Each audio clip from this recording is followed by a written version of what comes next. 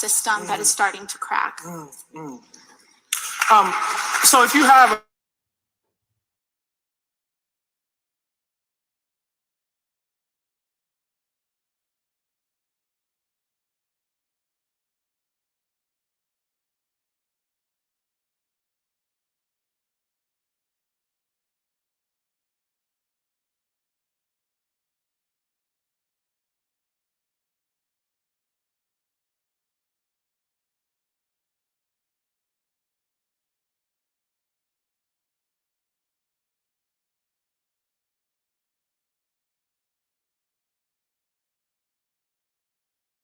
give away X number of dollars or whatever. Starting to crack. So if you have, I don't make widgets. I just want to be clear about that. I don't even like widgets. I avoid widgets. If you have, so I'm not sitting here. Bill Gates is sitting here. He's, patting himself on the back, has been patted, on the back, for this pledge to give away X amount of dollars. You have mentioned earlier that charity is insufficient. That perhaps it shouldn't be, up to you in the first place to say, hey, I'm going to, of my own beneficence, give away X number of dollars or whatever. What can billionaire Joe do right now? Right now? To not, you know what I mean? Yeah. I think to not plague the world. it's an excellent, I think it's an excellent question. I think that giving, this is not to say that charity is wrong, right? But also it's important in who we give to. And we have to... It's also not a systemic answer. Right. Like charity is and it's not a systemic answer, because if you're a billionaire and you want to do good, then I think what you need to do is advocate, first of all, change your business model. That's the first one. If Jeff Bezos... He doesn't have to be Amazon. If Jeff Bezos wants to be a good person, he'd turn Amazon to a worker cooperative. Right. Like, not what do I do with all of this money that I have created with this unjust system. And usually if you're a billionaire, that means that you control a massive system. It means that you own oil supplies.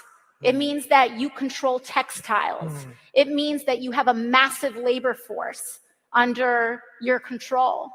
And to be ethical, if you're a billionaire today, the thing that you need to do is give up control and power. So I don't want your money as much as we want your power. The people, not me. That's going to get cut and clipped. It's all going to get cut and clipped. It's all going to get cut and clipped. But seriously, we don't want to demand for a billionaire to fund this or that. What we want to demand is to change these systems, change the business model that has exploited so many people so that someone could have $1 billion. I mean, how many people here have worked a minimum wage job or worked in hospitality or just straight up not know if they were going to make rent at the end of the month? And in the most advanced society and the most wealthy society, it's not because there's a lack of resources. It's because we are dependent on a system that keeps most people at the biting edges so that someone can have a helipad, personal one. I wonder what... All right. This is Give Them an Argument. I'm Ben Burgess. This is our first episode with the new live format, making a bunch of changes for the new year. So I am one of those. For example, is that our producer here, Forrest, is going to be on air more. He'll be reading off super chats at the end of the show. And another one is that on Thursdays, we're introducing Give Them More bonus episodes. The very first one of those, we'll play you a little preview later. It's with Jean Bajalan. So that's going to be episode 21, A Beginner's Guide to the Kurdish Liberation Struggle. And there's a lot of other good stuff coming up. But I wanted to play that clip that we just heard of Congresswoman Alexandria Ocasio-Cortez for a couple of reasons. Right. So one of them is that in just a minute, I am going to be bringing on our friend and comrade, the great Marxist economist and popularizer of Marxism, Richard Wolff. And he spends a lot of time talking about worker ownership and converting businesses to worker cooperatives. And I remember that when that interview that we just played part of happened, this was almost a year ago. So that was Martin Luther King Day weekend, 2020, before the world turned into whatever sort of science fiction dystopia we've been living in since then. Feels like forever ago. Yeah, no, that feels like 20 or 30 years ago. It's like that's like I just played a clip from the Ford administration or something. Yeah.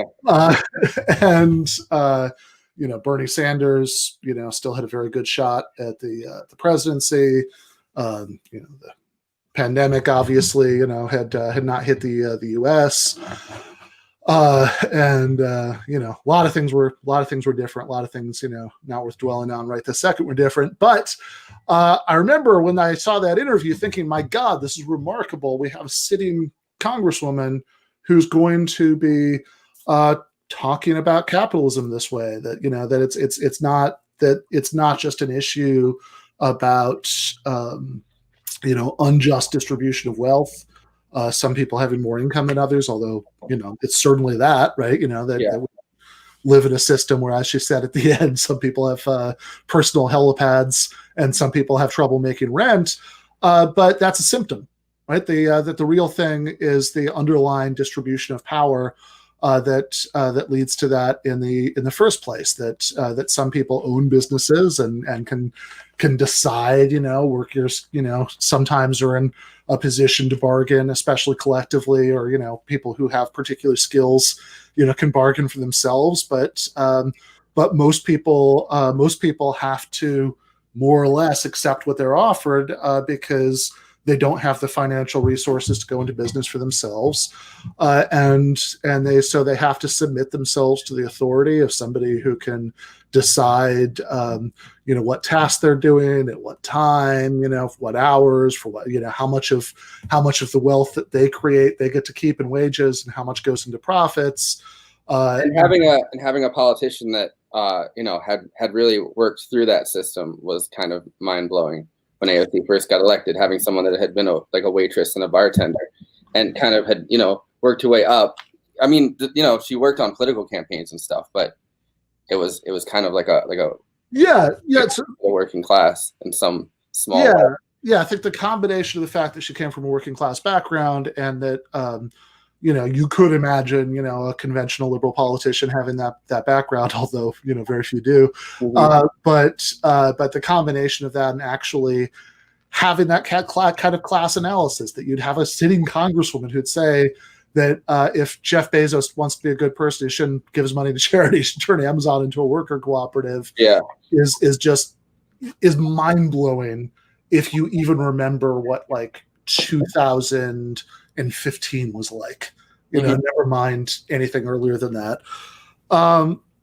And so I think that I don't want to spend a lot of time right now talking about recent controversies that have torn apart the very online left, because I think a lot of people people who are watching this or listening to this later will have likely already heard a lot about that. If you if you haven't deleted your Twitter account like you should, you've probably heard several lifetimes worth about it. I've edited clips. I've edited clips about other clips I've edited on both sides of the force the vote debate at this point. I'm so sick of hearing about it. Yeah, no, well, that makes sense, right? Because the different shows that you do work for that would have been tearing me apart. Yeah, fair enough. So obviously, I have my take about this. I did a debate about this with Marianne Cummings. The video went up over the weekend, and even before that, it was on New Year's Day. the live stream where we actually did it. I wrote an article about it for Jacobin. I argue with Brianna Joy Gray a little bit about it on our mutual friend Katie Halper's show. So anybody who's curious what I think, it's out there and out there and out there and out there. So I don't want to really sort of belabor what my critique of some of what was being said about that was. I just want to say, and I think this is why the AOC worker cooperative clip is worth playing, that it's worth kind of taking a beat now that this is over and thinking about friends and enemies, right? Because oftentimes people talk about this in very general terms, right? Is pressure good? Should you think, like how should we, relate to politicians, whatever, all, fair enough, right? I think even the best politicians should be pressured in certain cases. We could argue about whether in any given case they're being pressured to do something that makes sense or something that doesn't make sense. Something that would have tactical and strategic payoff or not. But I think that it is just worth keeping that basic sense of perspective about, I think it could be as important to know who is on your side as who's on the other side. So one thing that I definitely do agree with the Force the Vote crowd about is that, Nancy Pelosi is, the furthest thing imaginable, from being on our side, right? If you have that old, miners union song in your head, which side are you on? That's then, she's on the other one. And I think that's a really important thing to know, for strategic purposes. But I think it's also important to know who doesn't make them above criticism, doesn't make them above pressure, but you should know who is basically on our side because it tells you who you have to tear down and conversely, who you should be trying to build up, because we're not going to achieve even Medicare for all, which is what we've been talking about this whole time. And I agree with the people I'm arguing with that Medicare for all should be the left's top priority right now because it's our most popular issue. We're not a pandemic where healthcare is at the front, the front seat of everything. Oh, yeah. I mean, how many millions of people have lost their employer health insurance because of the pandemic because we live in a hellscape? Yeah, absolutely. So but also big picture, what we're talking about there isn't, turning the U.S. into a, advanced socialist, society. We're talking about bringing us up to the level of Canada, right? Yeah. Like Canada has had Medicare for all for decades. And so if we're going to achieve, and pretty much every developed country, I guess. I mean, I hate that phrase, but but every developed country, they don't all have exactly that system. Some of them have things that aren't quite Medicare for all. Some of them, like France, although France also puts more money into the public healthcare than lots of countries that do have, that do have public monopoly healthcare. Some countries like Britain actually go beyond Medicare for all. They've also nationalized the hospitals. The government pays the doctors, which actually I think should be the next step after Medicare for all. Mm-hmm.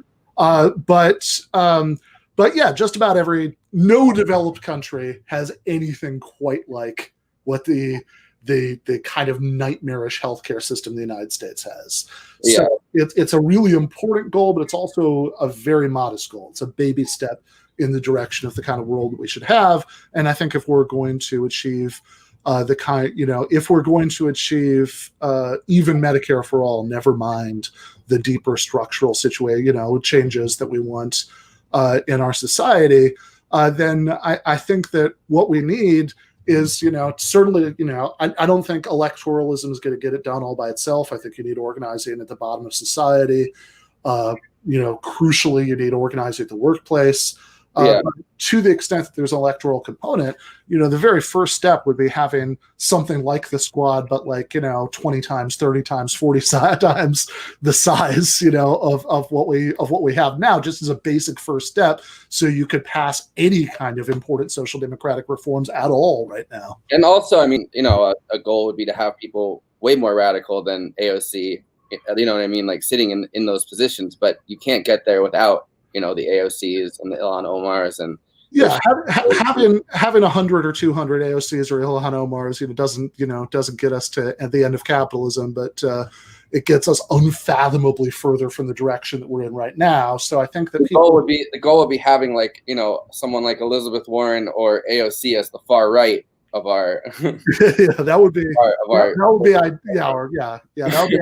Well, Elizabeth Warren is the far right and AOC is in the center somewhere. But look, so the point is that I think that people who have tactical disagreements with each other about stuff like this, who are all more radical even than the Squad, never mind any normal Democrat, are not the enemy. Even the Squad, in the time and place that we're living, is not remotely the enemy. That's the furthest left edge of what you get in the electoral system, and the first step towards anything happening for the left in terms of policy is building that up. Yeah, and so I think that if you read tactical disagreements about which, frankly, let's remember, very insidery, wonky parliamentary maneuvers, because that's all we were arguing about, that you think should happen, that might or might not have some payoff later in terms of primaries. If you think that disagreeing about those things puts you on the wrong side of that, which side are you on? Then I think you've lost the plot. And I think that matters, right? Because I think that you need to. I think you need to know who your enemies are. You also need to know who your friends are, and this is not a new problem for the left. This has been, you know what I mean? Like the left has historically in the U.S. anyway has had an extraordinarily hard time figuring out who their enemies are and who their friends are.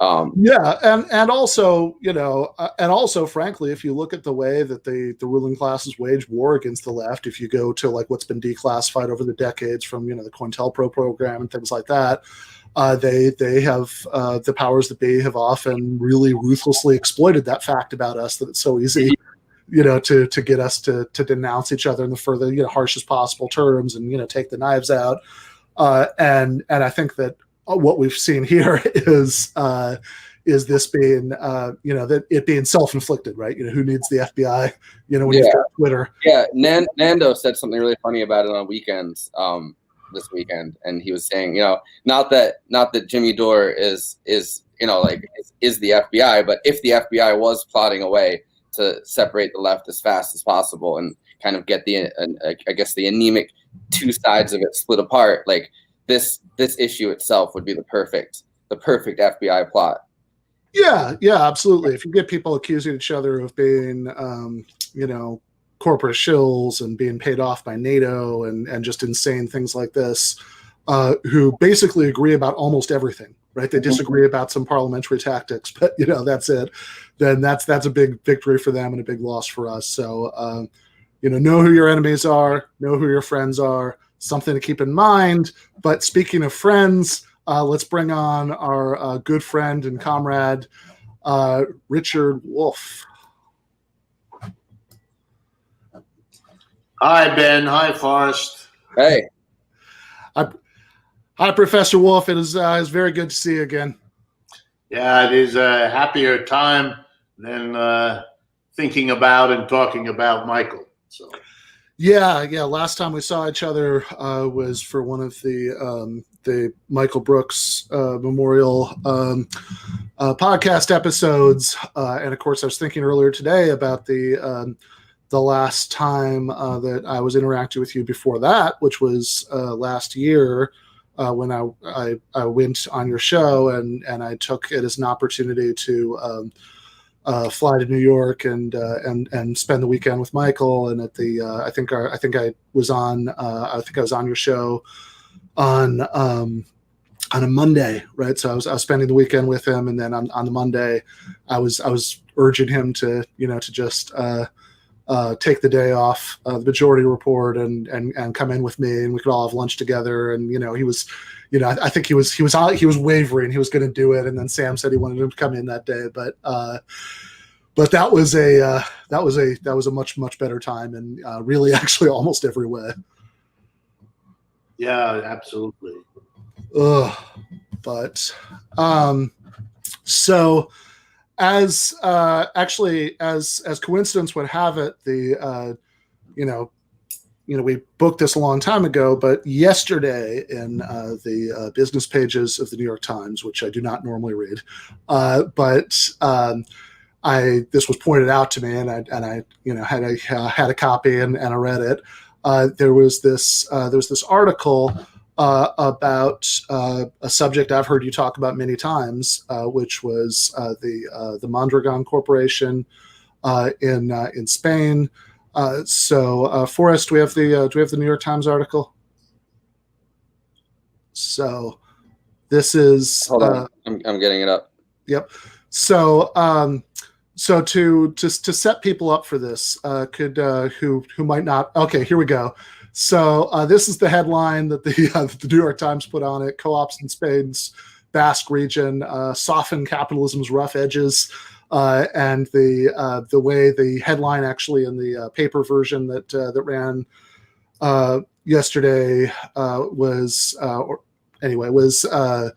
it was something like a model for a softer capitalism. That's not actually what I think it's the model for, but there was what this is about was about how the experience of the pandemic is played out in Mondragon versus regular capitalist businesses. So can you set us up here a little bit about what this company is?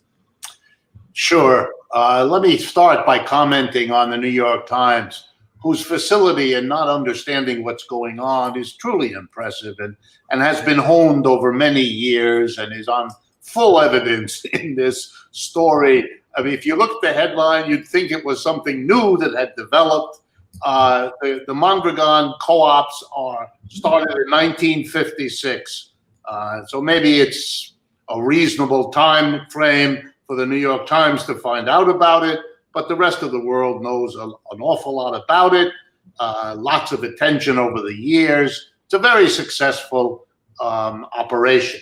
In fact, it is the single most successful worker co-op operation on the planet at this time. So you really ought to take your hat off to it and give it some of the credit it deserves. Let me explain briefly. In 1956, in the north of Spain, Mondragon is a small city in the north of Spain, in the shadow of the Pyrenees Mountains that separate Spain from France. It was an extremely poor agricultural part of Spain. It had been decimated by years of underinvestment, underdevelopment. It had been savaged in the Spanish Civil War. I mean, it really was a desolate place of horrible, high, long-term unemployment. Let me underscore. Capitalism, lovely description, rough edge, had condemned tens of thousands, hundreds of thousands of people in that little corner of the world, northern Spain, to a mind-bending poverty. People didn't live very long, much beyond their 40s and 50s, on and on and on and on. Wonderfully packaged as rough edges. I want to take my hat off to the New York Times. They deserve it. Okay, so there's a little priest in a little parish in Mondragon, a man who came to be known as Father Arizmendi. Not his full name, but that's what he was known as. And he gives a famous talk in his little parish church in Mondragon, saying to his parishioners, who are mostly unemployed, if we wait for some capitalist employer to come in here and give us a job, well, we'll all die of old age before that happens. Everybody giggles. And then he drives home his point. Let's not do that. Let's cut out the middleman, the capitalist, and let's become our own employer. That way we don't have to wait. Now, to put it in modern economics languages, workers don't need an employer to get a job. They don't need an employer to use American language, give you a job. Gift like that, you don't need enemies. What you can do is be your own boss. It's a much better deal. And that's what the priest said, let's do it. And with six workers, he started a worker co-op. Okay, I could give you lots more details, but let's go fast forward to right now. This worker co-op, which, by the way, and it's a little footnote, but for those that are interested in history, because it was begun under the auspices of a Roman Catholic priest, and because Spain is a Roman Catholic country, there was a peculiar protection, you might say, given to this idea, because instead of it being immediately squashed as socialism, communism, or something like that, it was the church. And because it was the church, even a government as right-wing as Francisco Franco, who was the power, the dictator in Spain at this time, wouldn't touch it, couldn't touch it. It was within the church. By the way, worker co-ops are a very old institution in the Roman Catholic Church. If you go look at many of the monasteries and nunneries that have existed in that institution for many centuries, many of them operated as worker co-ops. So in fact, the relationship between worker co-op and the Roman Catholic Church is another thing that I guess in 20 years, the New York Times will discover that too. But we won't wait. I've just let you in on it. We've scooped the New York Times, which, believe me, is a very low bar. Okay, so let's take it the next step, right to the present. The success of these worker co-ops was so enormous that the total number of people within what has now come to be called the Mondragon Cooperative Corporation. And for any viewers, listeners, you can go and Google it and you can find out more than you need about the Mondragon Cooperative Corporation, including filling out this history and lots of details. In any case, they now encompass more than 100,000 workers, the majority of whom are organized in a couple of hundred worker co-ops. Think of it as a little bit of a holding company, an umbrella corporation that includes a large number of worker co-ops in manufacturing, in agriculture, in services, spanning the entire range of economic activity. In their success, I want to drive this home. In their success, they have done a number of things. They started their own bank to solve the problem of credit and of providing liquidity so that new co-ops would have a place to go to get the startup capital they might need, et cetera, et cetera, et cetera. It's called the Caja Laboral, and you can learn all about it, how they set up their own bank. Across the 70-odd years that they've been in existence, they have had to compete in the Mondragon area, in the whole of Spain, in all of Europe, in the whole world. Their products are now exported everywhere. They had to compete, of course, with capitalist enterprises. Enterprises organized not with the one person, one vote democratic organization of a worker co-op, which is, by the way, not necessarily owned by the workers. That's really secondary. It's run by the workers. It's what AOC referred to in the remark to Jeff Bezos. We want your power. We want to organize and run the business. Ownership could be dispersed, but the running of it, that's got to be the workers in a kind of a prime position here, not separated from a hierarchy with a tiny number of people at the top who make all the key decisions. Anyway, they had to compete with capitalist enterprises. And in that competition, and this is so important, particularly for Americans, in that competition, let me stress it now, the worker co-op won and the capitalist enterprise lost. So if you're worried that worker co-ops cannot outproduce, cannot outperform productivity-wise, cannot become more efficient, let me relax you.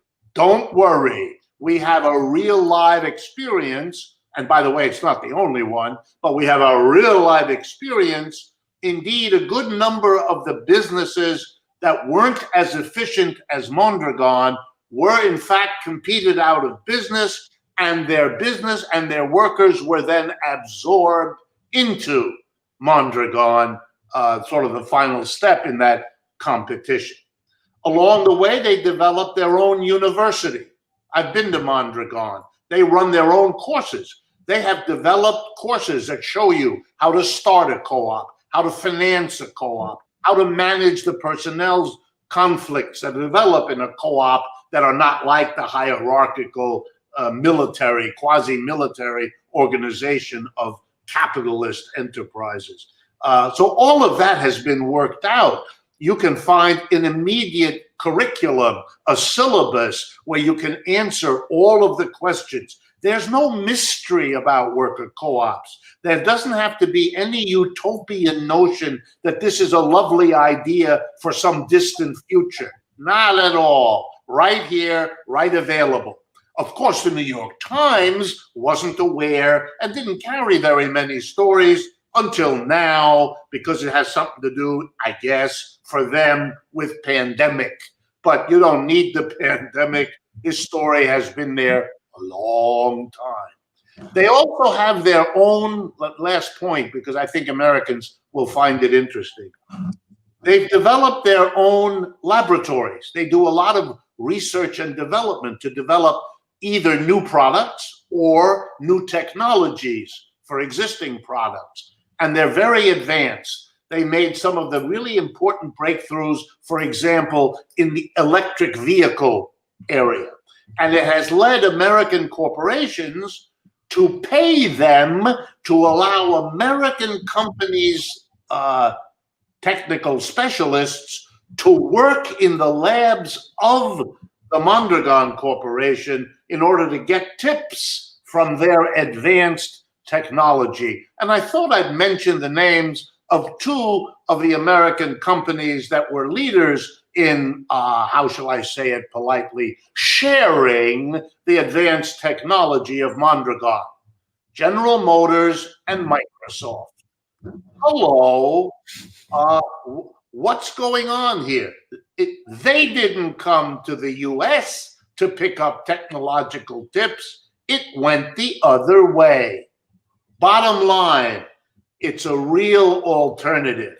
This is not, by the way, doing something to soften capitalism's edge. This is an alternative to capitalism. The core of capitalism always was the employer-employee relationship.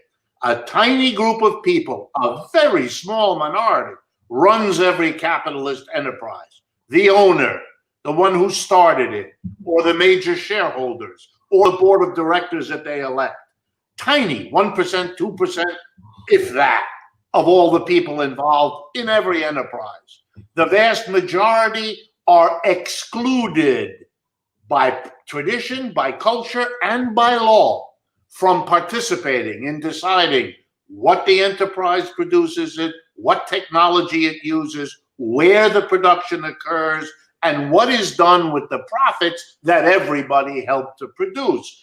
Those key decisions are monopolized by a tiny minority, utterly unaccountable to everybody else. There's nothing remotely democratic about a capitalist enterprise, and there never was, which does leave you with a little footnote. The description of the United States as a democratic society leads me to say, hello, are you kidding? Where do most adults spend most of their lives? At work. 5 out of the 7 days, the best hours of those 5 days, you're at work, or you're getting ready to go to work, or you're recovering from work. It's all about work.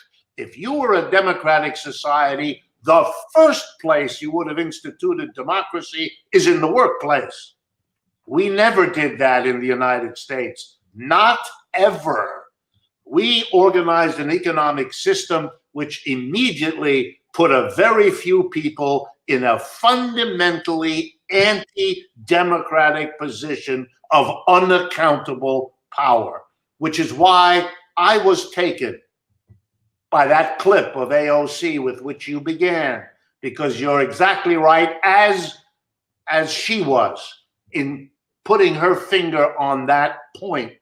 It's a very powerful point, and it helps to make it clear, I think, that the whole issue of what Mondragon represents, and the many other examples like Mondragon, which I'd be happy to talk about, that represent a desire to break from capitalism. And if I could say one last thing, you know, slavery, feudalism, those are the great systems before capitalism. Not the only ones, but the great ones. The core of slavery, we know what that was. It was the master-slave relationship. The master gave the orders, the slave did the work, and the fruits of the labor of the slave belonged to the master, like the slave himself or herself did. And we know if we go to feudalism, the core relationship was the lord and the serf. The core relationship of capitalism is the employer and the employee. But the whole hope of the human race to break out of a condition in which a tiny number of people dominate the vast majority, masters over slaves, lords over serfs, employers over employees, that horrible long history comes to an end when you do away with that division, when you say that the workers who do the work will be their own masters, lords, employers. Then you've finally broken and you've done something radically different. That key understanding is 100% absent in the New York Times. It doesn't have a clue. Yeah. Do you know the story, by the way, about Noam Chomsky's dentist? Have you heard this? No, but you know, you were followed. Today we taped our program for next week, and we interviewed not Ben Burgess today, but Noam Chomsky, believe it or not. Go ahead. Yeah. So actually here, let me just play it for you real quick. So this is a old clip of Christopher Hitchens back when he was a leftist, telling this story about Noam Chomsky. There's a wonderful story about Noam. He went to the dentist one day. It's true. And the dentist said, "You're grinding your teeth." And he said, "No, I'm not, as far as I know." He said, "No, a lot of my patients say that. You're probably grinding them when you're asleep." And his wife sort of monitored him around the clock when he wasn't doing it. When asleep, and they monitored him more closely, and they found he was only grinding his teeth in the morning when he was reading the New York Times. Good story. I had not heard that.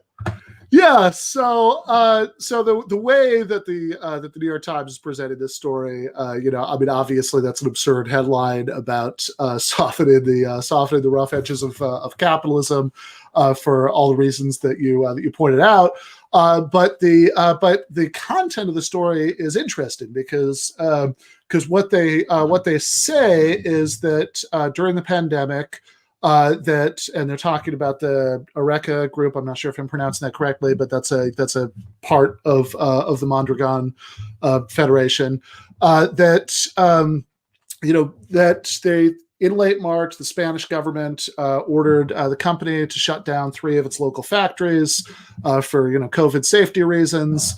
And this would in a regular company, this would be this would be a big problem because most likely the solution to that would be massive layoffs, as it was in many other places.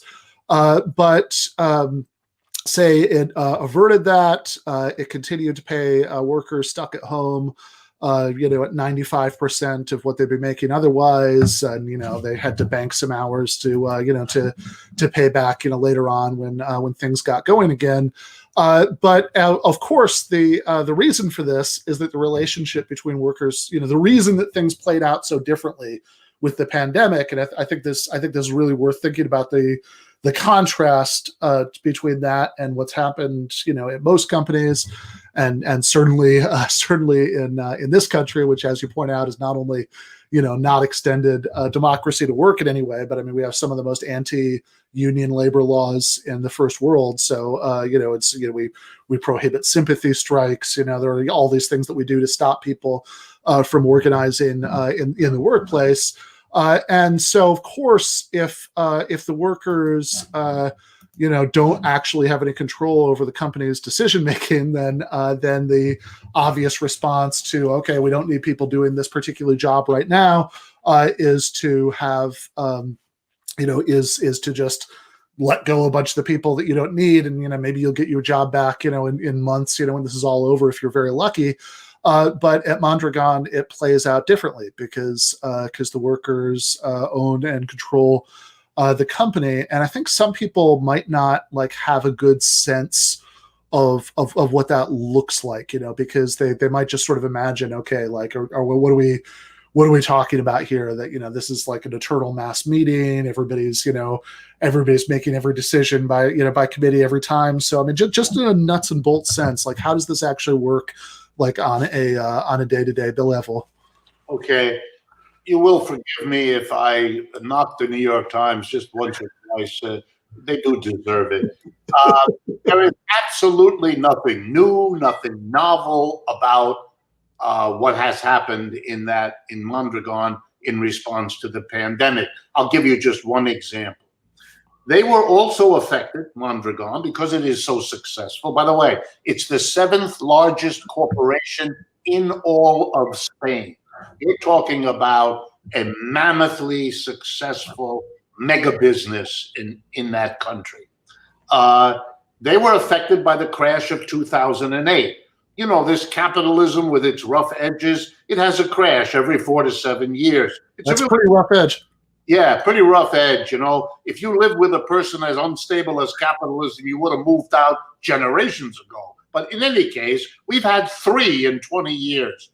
The so-called dot-com crisis in early 2000, the subprime mortgage crisis in 2008, and now the COVID-19 crisis. Notice the capitalism that has a crisis every 4 to 7 years and has had that everywhere for 300 years manages each time to associate the crisis with some other event, some special event in the environment, so that people should please not think that it's built into capitalism, which it obviously is. So we give it names like a .com, as if the high price of .coms back then was something special. It wasn't.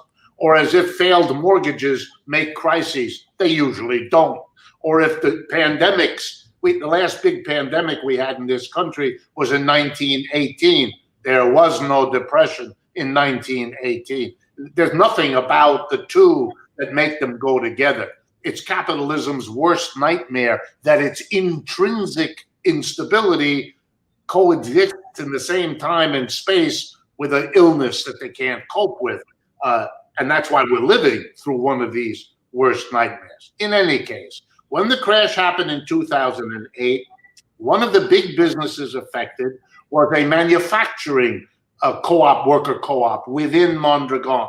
The name is Fagor, F-A-G-O-R. They produce washing machines, dishwashers, big home appliances, and very successful, exported all over the world. And so they suddenly saw their market collapse as people didn't buy new homes. They couldn't replace old washing machines the way they once could. And so what happened? Well, in a capitalist country, as you rightly notice, the capitalist immediately, if he can't sell what's being produced, fires the workers, which means that the workers absorb the full brunt of what happens. Not only that, but the capitalist gets to decide which workers. He doesn't necessarily fire all of them. He picks which ones he fires. Very clever, because by firing half of them, you terrify the other half, and you can now do things to the other half because they're worried that they will be. None of that was done. The way it was handled was very simple. Meetings were convened of all the workers at Fagor. I believe, if I remember, about 2,000 workers. And in those meetings, everything was explained. This is what has happened to the demand for the machines we produce. It's 30% less than we expected. Okay, here's how we're going to accommodate that. But part of it has to be accommodated with fewer materials we have to buy. That's a good thing. We'll do that. But we're going to have to accommodate with labor. And here's how we can do it. We can lay some people off. If we do that, well, we're a co-op. So we're going to prioritize finding them work in one of the other co-ops that are part of this corporation. It's one of the benefits of being within a large entity. And they did that. That was one option. Here's the second option, that we don't make some workers suffer the full brunt. We all reduce our hours. In other words, if we need 20% fewer workers, that's not what we'll do. Everybody will work 20% less hours. So it'll be all of us sharing the burden of getting through this hard time, not dumping it on some to terrify the other. We're not going to do that. We're not going to treat people that way. We're not going to horribly hurt those that are designated to be full-time unemployed people. All of the kinds of options that a rational community confronted with a problem would try to work out. Nothing like that happens. In a capitalist corporation, the few people at the top, privately, away from the mass of workers, make the decision how to handle a crisis that's best for them. And everybody else lives with the results of those decisions, no matter how terrible they are. And that's the basic idea behind worker co-ops altogether.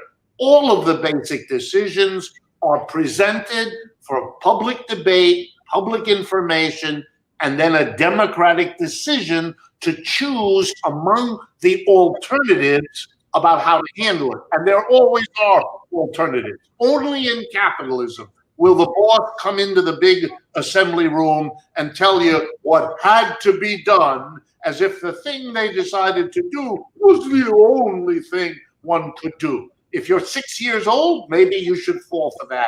But if you're an adult, you don't have any excuse. Yeah, absolutely.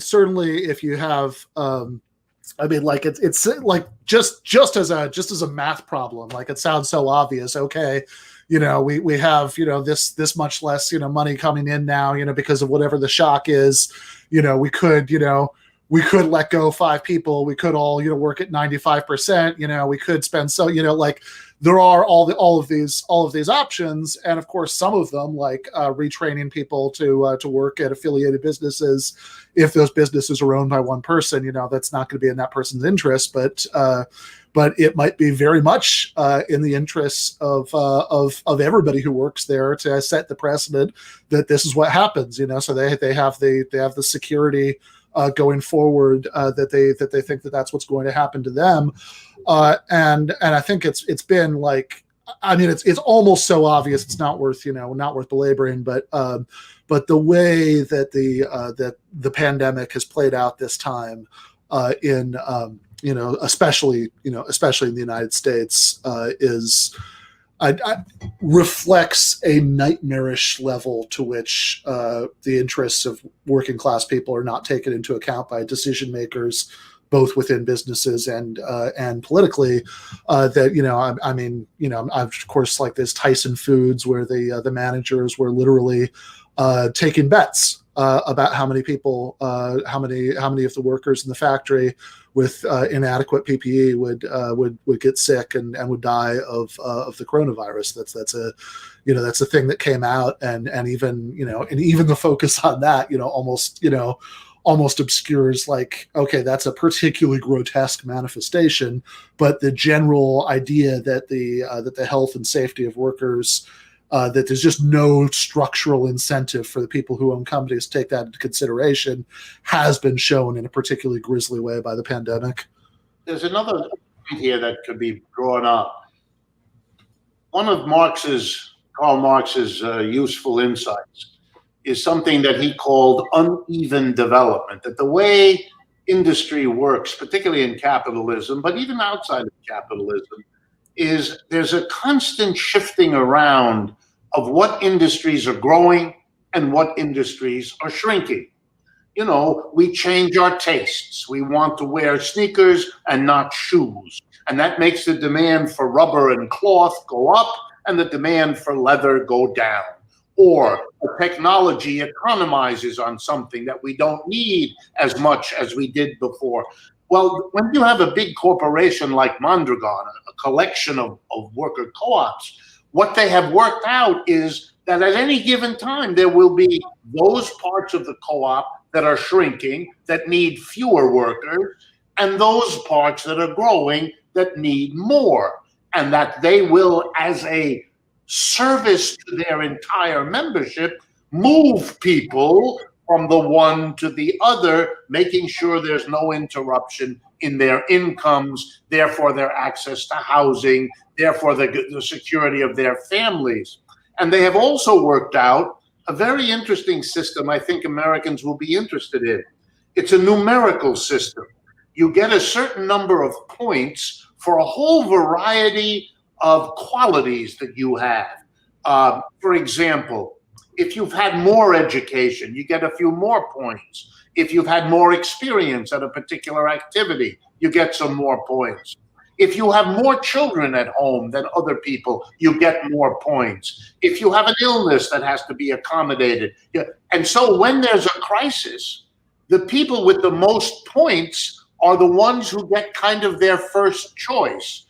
If someone has to move, but you don't want to because it really will be disruptive, and you have the most points, you're not the one who moves. You move down the points to people who have less constraints on them. Maybe they're younger, maybe they have other skills. And so people have choices based on a whole comprehensive assessment of who they are, right down to their individuality. Think of it, a system that respects your individuality, just what Americans insist they have and have never had.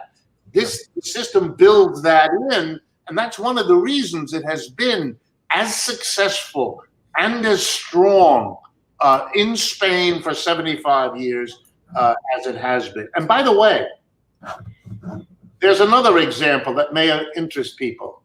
In and around the city of Bologna in northern Italy, there's a province, a regional area called Emilia-Romagna. It's a marvelous example because in that area, 40% of all businesses are worker co-ops. It's been that way for decades. And it shows you how an area could decide, which they have, to have a mixed system. It's not capitalist alone. It's not worker co-op alone. It's a combination that is constantly revisited because people may decide to go more one way or the other, but it demonstrates that there is no intrinsic difficulty in having a system that gives people a remarkable freedom of choice.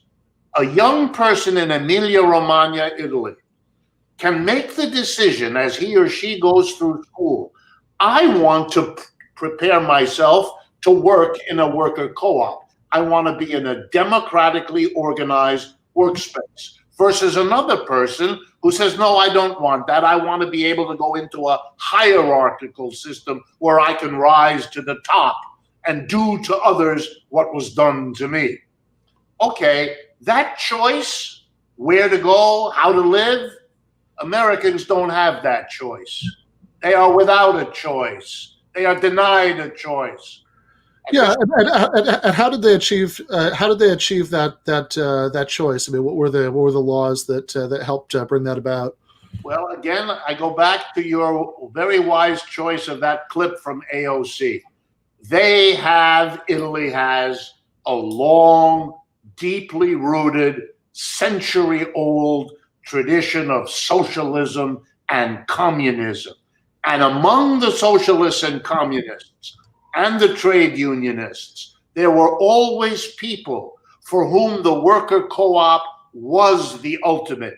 What is better than workers having a strong union to bargain with the employer. You know what's better? No employer. Be your own. Then you get a much better deal when you're talking to yourself than if you're talking to an adversary. So for those socialists, they have pushed. So for example, in Italy, there's a law, was passed in 1985, still on the books in Italy. It's called the Marcora Law, after the name of the Italian legislator who pushed it through. Here's what it does. And by the way, nothing like this exists in the United States, where the vast majority of our politicians do not know what I'm about to tell you. Under the law in Italy, here's how it works. If you lose your job through no fault of your own, you have two choices. You can go on what they call there the dole, what we call unemployment. You get a check every week for a year or so to see you through your unemployment. That's like what we have here in the United States. But in Italy, you have a plan B, a choice, your choice. If you can get 9 or more other unemployed people like yourself to get together with you, you can go to the government, and the government offers you the following. The government will give you the full year's unemployment weekly payments right now in a lump sum. You and the other 9 or more that do this with you, on one condition.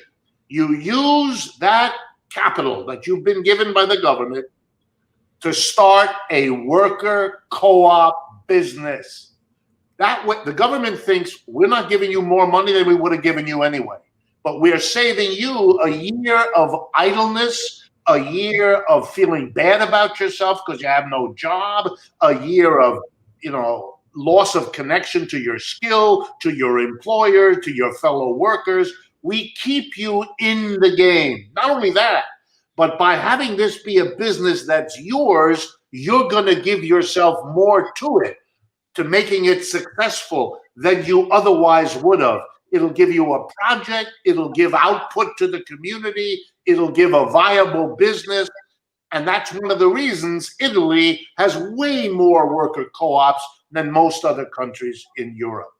Could that be done in the United States? Absolutely. Have the Democratic Party debated this subject? Not once. Do the majority of Democrats know about it? Not at all. I have given testimony to half a dozen of them who are friendly because they would ask me, and they all admitted, not that it was a surprise, they never heard about this. No one ever told them about this big secret. To my knowledge, the New York Times doesn't know yet. Maybe they'll have a story about the Marcora Law, and they'll deftly omit that it was passed in 1985, and they still haven't written about it. Yeah, so that's one example of what could be done to promote a worker co-op sector. Another one that I know that I've heard you mention before is something that was proposed when Jeremy Corbyn was the head of the Labour Party in the UK. Yeah, that's a wonderful story and very applicable to the United States. The person who really developed it most was his sidekick over there, John McDonnell. And if you're at all interested, look him up. A very important right-hand man to Jeremy Corbyn, and develop this. Here was their plan. Had they been elected at the last election, instead of, I can hardly say the words, Boris Johnson comes to my lips with about the same enjoyment as Donald Trump. Any case, had they won the election, here's what they were pledged to do. They would immediately pass a law. And this law would give workers in every industry, in every enterprise in Great Britain, in the United Kingdom, what is called the right of first refusal. Here's what it means. If the business continues the way it is now, it can. This is not the abolition of the capitalist system. But if any existing business were to choose either to close and shut down, or to sell itself to another corporation, or to leave England and move somewhere else, or go public and have an initial public offering of shares. If any corporation planned to do that, it would be free to do that, subject, and here comes the law, it would have to give the workers the right of first refusal. It would have to offer to sell the business to the workers in the business before, if the workers refused, then they could go ahead and do any of those other things, but they could not do it without giving the workers the right of first refusal. And when they first made this, the snarky conservatives quickly shot back, what an empty game. The workers don't have any money. They can't buy these businesses. And McDonald, waiting for them because he laid the trap so prettily, said to them, oh, no, there's no problem. The workers will get the money. How? The conservatives howl. Government will lend it to them at a very low interest. In other words, the Labor Party was committed to financing and organizing with this law and those loans a worker co-op sector of the British economy, to do in the United Kingdom what had already been done in Emilia-Romagna in Italy. And the rationale would be to say to the British people, you will now see what worker co-op enterprises are like. You'll be able to work in them.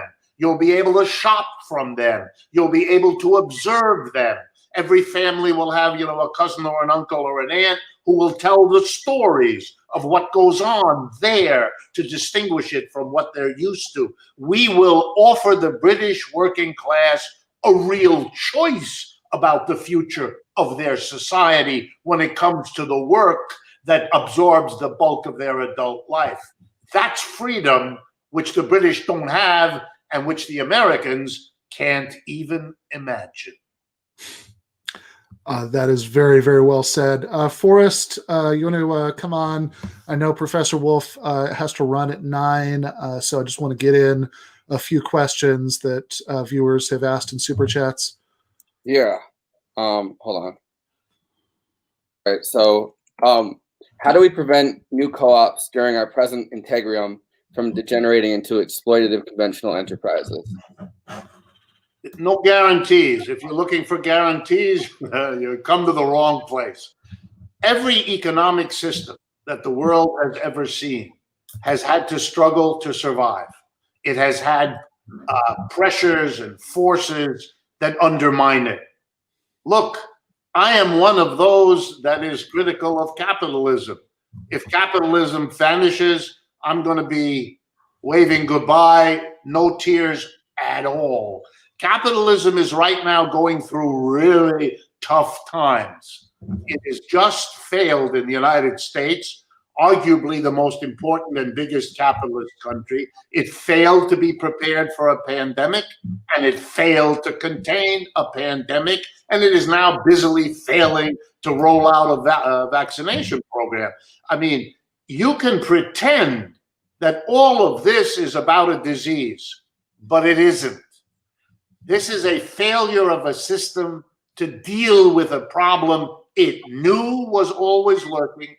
It knew would one day come. Let's remember, in 1918, that flu killed 700,000 Americans. We're only halfway there. We know what this is like. There is no excuse for having been unprepared. And there is no excuse for the richest country, or one of them in the world, to have 350,000 people dead. And to blame this on Trump is to misunderstand all of the conditions that had to be necessary for so colossal a failure. So I don't think capitalism is guaranteed by anything. I think it has been worrisome for the people who run it for all of its history. They were always worried it could slip from their fingers, because they could see that the feudals who sat at the top of the world lost it. And the slave masters who sat at the top of their worlds lost them. There's no guarantees. And there wouldn't be one in a worker co-op system either. There would be struggles in worker co-ops. There would be tendencies to go backwards or to go in directions that we would have to fight over. Otherwise, if you don't see that, then you become and I hope I don't offend anyone, then you become religious. Then there is an end. Then there is heaven, and then you're done. And then you'll last forever, and it'll always be there, and God will make sure it never changes. It'd be lovely if that were the case. I don't find the evidence for that compelling. I think you will have a different set of struggles in a worker co-op economy than you have in a capitalist economy. But you know, as the French say, viva those other struggles. I'd much rather be in the struggles of a democratic worker co-op than to be in the struggles of the capitalist enterprises that I have been in struggle with all my life. You know, it's a little bit like the naive person who's unhappy that he or she is single and wants to hook up with somebody. And so imagines that the person they're attracted to is the ultimate wonderful, you know, that person's heading for real disappointment. You have one set of problems if you're single, you have another set of problems if you're married or if you're, you know, connected to somebody. But that doesn't mean you can't really prefer one set of problems to the other. And that's my view. Capitalism has had its run. It's had its 300 years. It's producing a level of inequality and instability and injustice that says to me, we're done. It's over. We can do better than this. We should have done it before. And I want to remind everybody, I don't mean to scare anyone, but then again, who knows? One of the things that ended feudalism happened in the 14th century. It's called the Black Death, the bubonic plague. It wiped out roughly a third of Europe. It destroyed countless feudal manors because all the serfs got sick and died. The system never recovered. You quickly had the Renaissance, the Reformation, and ultimately the French, American, and other revolutions. Feudalism had weakened and became vulnerable to a disease, and it could not recover. I really wonder whether we are not at a comparable moment for capitalism. Nice. Okay. Yep. So the next one is there any literature that someone can read about Spanish and Italian co-ops? Loads of it. Again, just use your search engines, your internet search engines. There are dozens of books about Mondragon, dozens of articles, popular ones, scholarly ones. It's a little less about the Emilia-Romagna, but they do a very good job there. There's a whole bunch of professors in that area of Italy that study the worker co-ops and keep a literature going. And I don't mind mentioning, there is a wonderful professor, a business school professor at the University of Leeds in Great Britain, the business school at the University of Leeds. It's a woman named Virginie Perrotin, P-E-R-O-T-I-N. She's a professor, a tenured professor of business, and she studies worker co-ops around the world, comparing their productive efficiency, their profitability, their durability with similar industries, similar enterprises, except that those that she compares them to are organized capitalistically with a board of directors and all the rest. Because she wanted to answer the question, is one of these more efficient than the other? Is one of these more likely to last longer than the other? And she's done that research. She's published that research. And you will not be surprised, given who you're hearing this from, that her discussion shows us that the efficiency of the worker co-op exceeds that of the capitalist enterprise. And I don't think anyone really is surprised, because if all the workers feel it's their own, they're going to take better care. When they leave at the end of the day and the bathroom light is on, they'll stop and flick it off because it's theirs. It's not the boss's who's been screwing them all day. And you put all that together, and there's a different feeling, a different attitude, and that turns out to be the engine of the superiority of worker co-ops. And as that is appreciated through the work of people like Virginie Perrotin, you're going to see more and more. Even the New York Times we'll cover this story. All right. Is there a worker co-op job board in the U.S.? Is there I'm sorry. Worker co-op job board in the U.S. The closest thing to it is there's a professional association. It's the United States Federation of Worker Co-ops, USFWC, U.S. Federation of Worker Co-ops. They are the central association of the hundreds of worker co-ops that exist in the United States, or thousands of them. Many of them are associated with this U.S. Federation. That's where you go. They will hook you into all the information, the schools, the workshops, everything that has to do with worker co-ops here in the United States. You do not have to go overseas. We have them here in the United States. And there is this book, thank you very much. There is this book where I try to explain what the case is for all of this. You muted, Forrest. So there was a question that was basically like, why wait for a socialist government in the future? Why not start more worker co-ops under capitalism, which I think has been pretty addressed at this point. I agree with them, and that has happened. Whether we agree with it or not, that is in fact happening. More and more young people, impressed, for example, by your clip from AOC. I mean, that idea there, she says it nicely.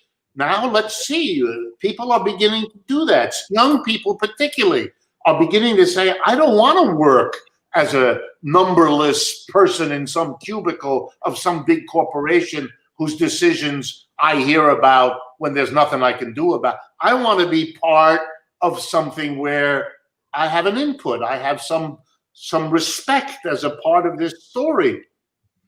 And I think you're seeing more and more young people, and for me, I'm watching, in my own judgment, I'm watching capitalism disintegrate. I'm watching capitalism unable to provide decent jobs, unable to provide decent income, loading people in your generation, unlike mine, with levels of debt they cannot possibly carry. I mean, capitalism is screwing over millions and millions of people. That's the biggest organizer for me. It's not me. It's the system that is undermining itself. And for those who read some Marx, one of the things he was famous for was saying that capitalism digs its own grave. All right. Another question is, do co-ops have a reduced labor demand? The answer is yes and no. I mean, obviously, when they're growing, they hire people, and so that happens. But their job is not to maximize profit. This is the hard thing often for Americans to understand. There is nothing that ought to make you be monomaniacal. The idea that what a corporation, where large numbers of people spend the best hours of their lives, 5 days a week, the best hour, we won't go through it all again. The idea that this thing, where all these different people come together to pour out their brains and their muscles and their body and their mind, should have one objective, one measurement of what's successful, namely profit, strikes me as nuts. That's a kind of narrow-minded fundamentalism. No, your job should have as one of its goals to develop you as a person, your skills, your dreams, your hopes. In order to develop your body, it should make you healthy. It should improve your health. It should be a community resource that makes the community that, and those things are objective gains just as important as the profit of the enterprise. And I think if you had a democratic worker-operated enterprise, people would figure this out on their own. They would be told, for example, if you get that new machine, it'll make your profit go up by 5%. No question. But it will also spew crap in the water. It'll spew crap in the air. That's not good for your babies. That's not good for your neighbors. You gotta And everybody will go, yeah, that's right. We will spend more money getting the health, going to the doctor to compensate for the bad pollution than the extra Wait a minute. We have, here we go, multiple different objectives. And when you do, there has to be some choices made. And either those choices are made democratically in a worker co-op, or they are made at the top. And if they're made at the top by a tiny number of people, they'll always pick the machine that makes us more profit, because they can always live 40 miles away in a gated community with special fans that keep the filthy air that they make filthy away from their lungs. These are the realities of the ways in which worker co-ops are going to get us a better society. And in the end, that is capitalism burial song. Yeah, I do want to just cut in here and say that actually I saw there was one that just came up about the Evergreen co-op project in Ohio. I'm not familiar with that, but maybe you are. Sure. Very briefly, there's a good bit of literature on that. Ohio State University is involved in that. There's a person who writes about it and who speaks about it named Gar Alperovitz. You may know him.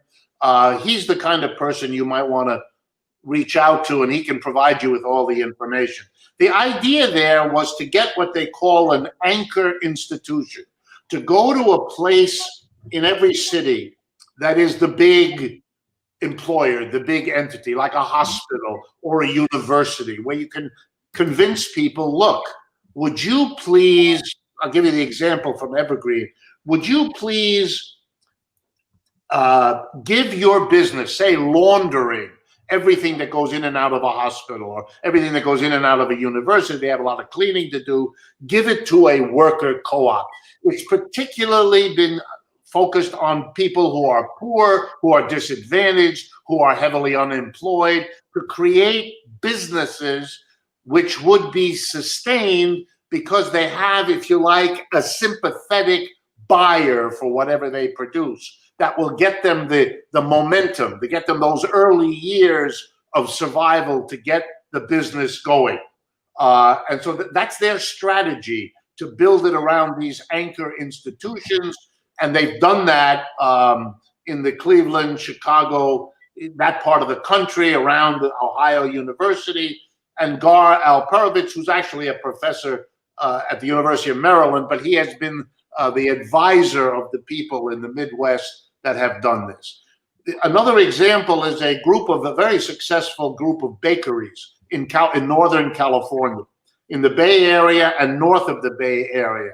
One is called the Alvarado Street Bakery, and the other one is called Arizmendi, after that priest in Spain. Arizmendi bakeries have been very successful, have existed for decades in that part of the country, very successful worker co-ops. So they're scattered all over. And they're also, by the way, if I had time, they're part of American history. If you know the Shaker community, the people who make that wonderful furniture, a Protestant, I don't know what the word is, very specialized religious group, goes back to the colonial times in the United States. They still have a place you can visit and see how they work up in Pittsfield, Massachusetts. They were a worker co-op. That's how they organized it. Very interesting for those of you that are interested, because there it's combined with feminism. Because the Shakers were called that because they prohibited sexual intercourse.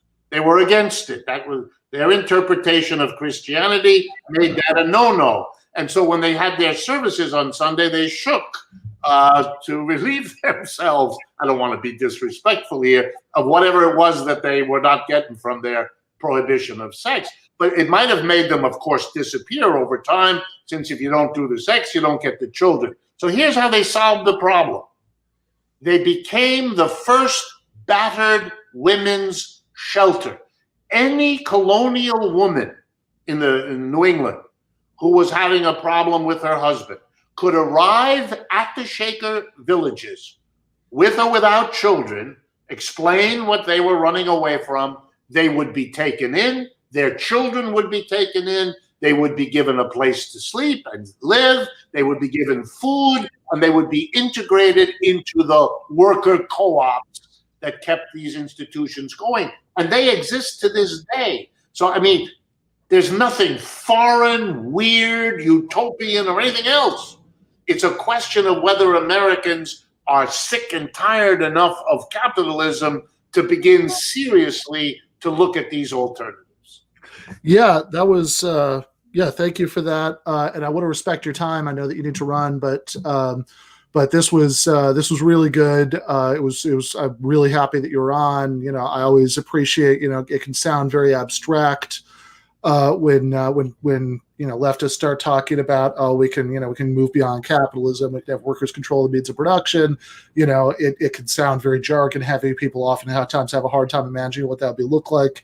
And I always really appreciate the way that you managed to to make this graspable, to make it sound like we could have this different world, and, you know, maybe we could have, you know, that wouldn't be the end of political struggle. You'd have a different set of problems, as you say, but it would be but like, given the kind of nightmarish, you know, inequality and exploitation and, you know, environmental degradation that we have now, it would be an amazing step forward. So I really appreciate that about you, and just personally, you know, I mean, I know, like Michael, you know, was always talking about you. He loved you. So I really appreciate your time.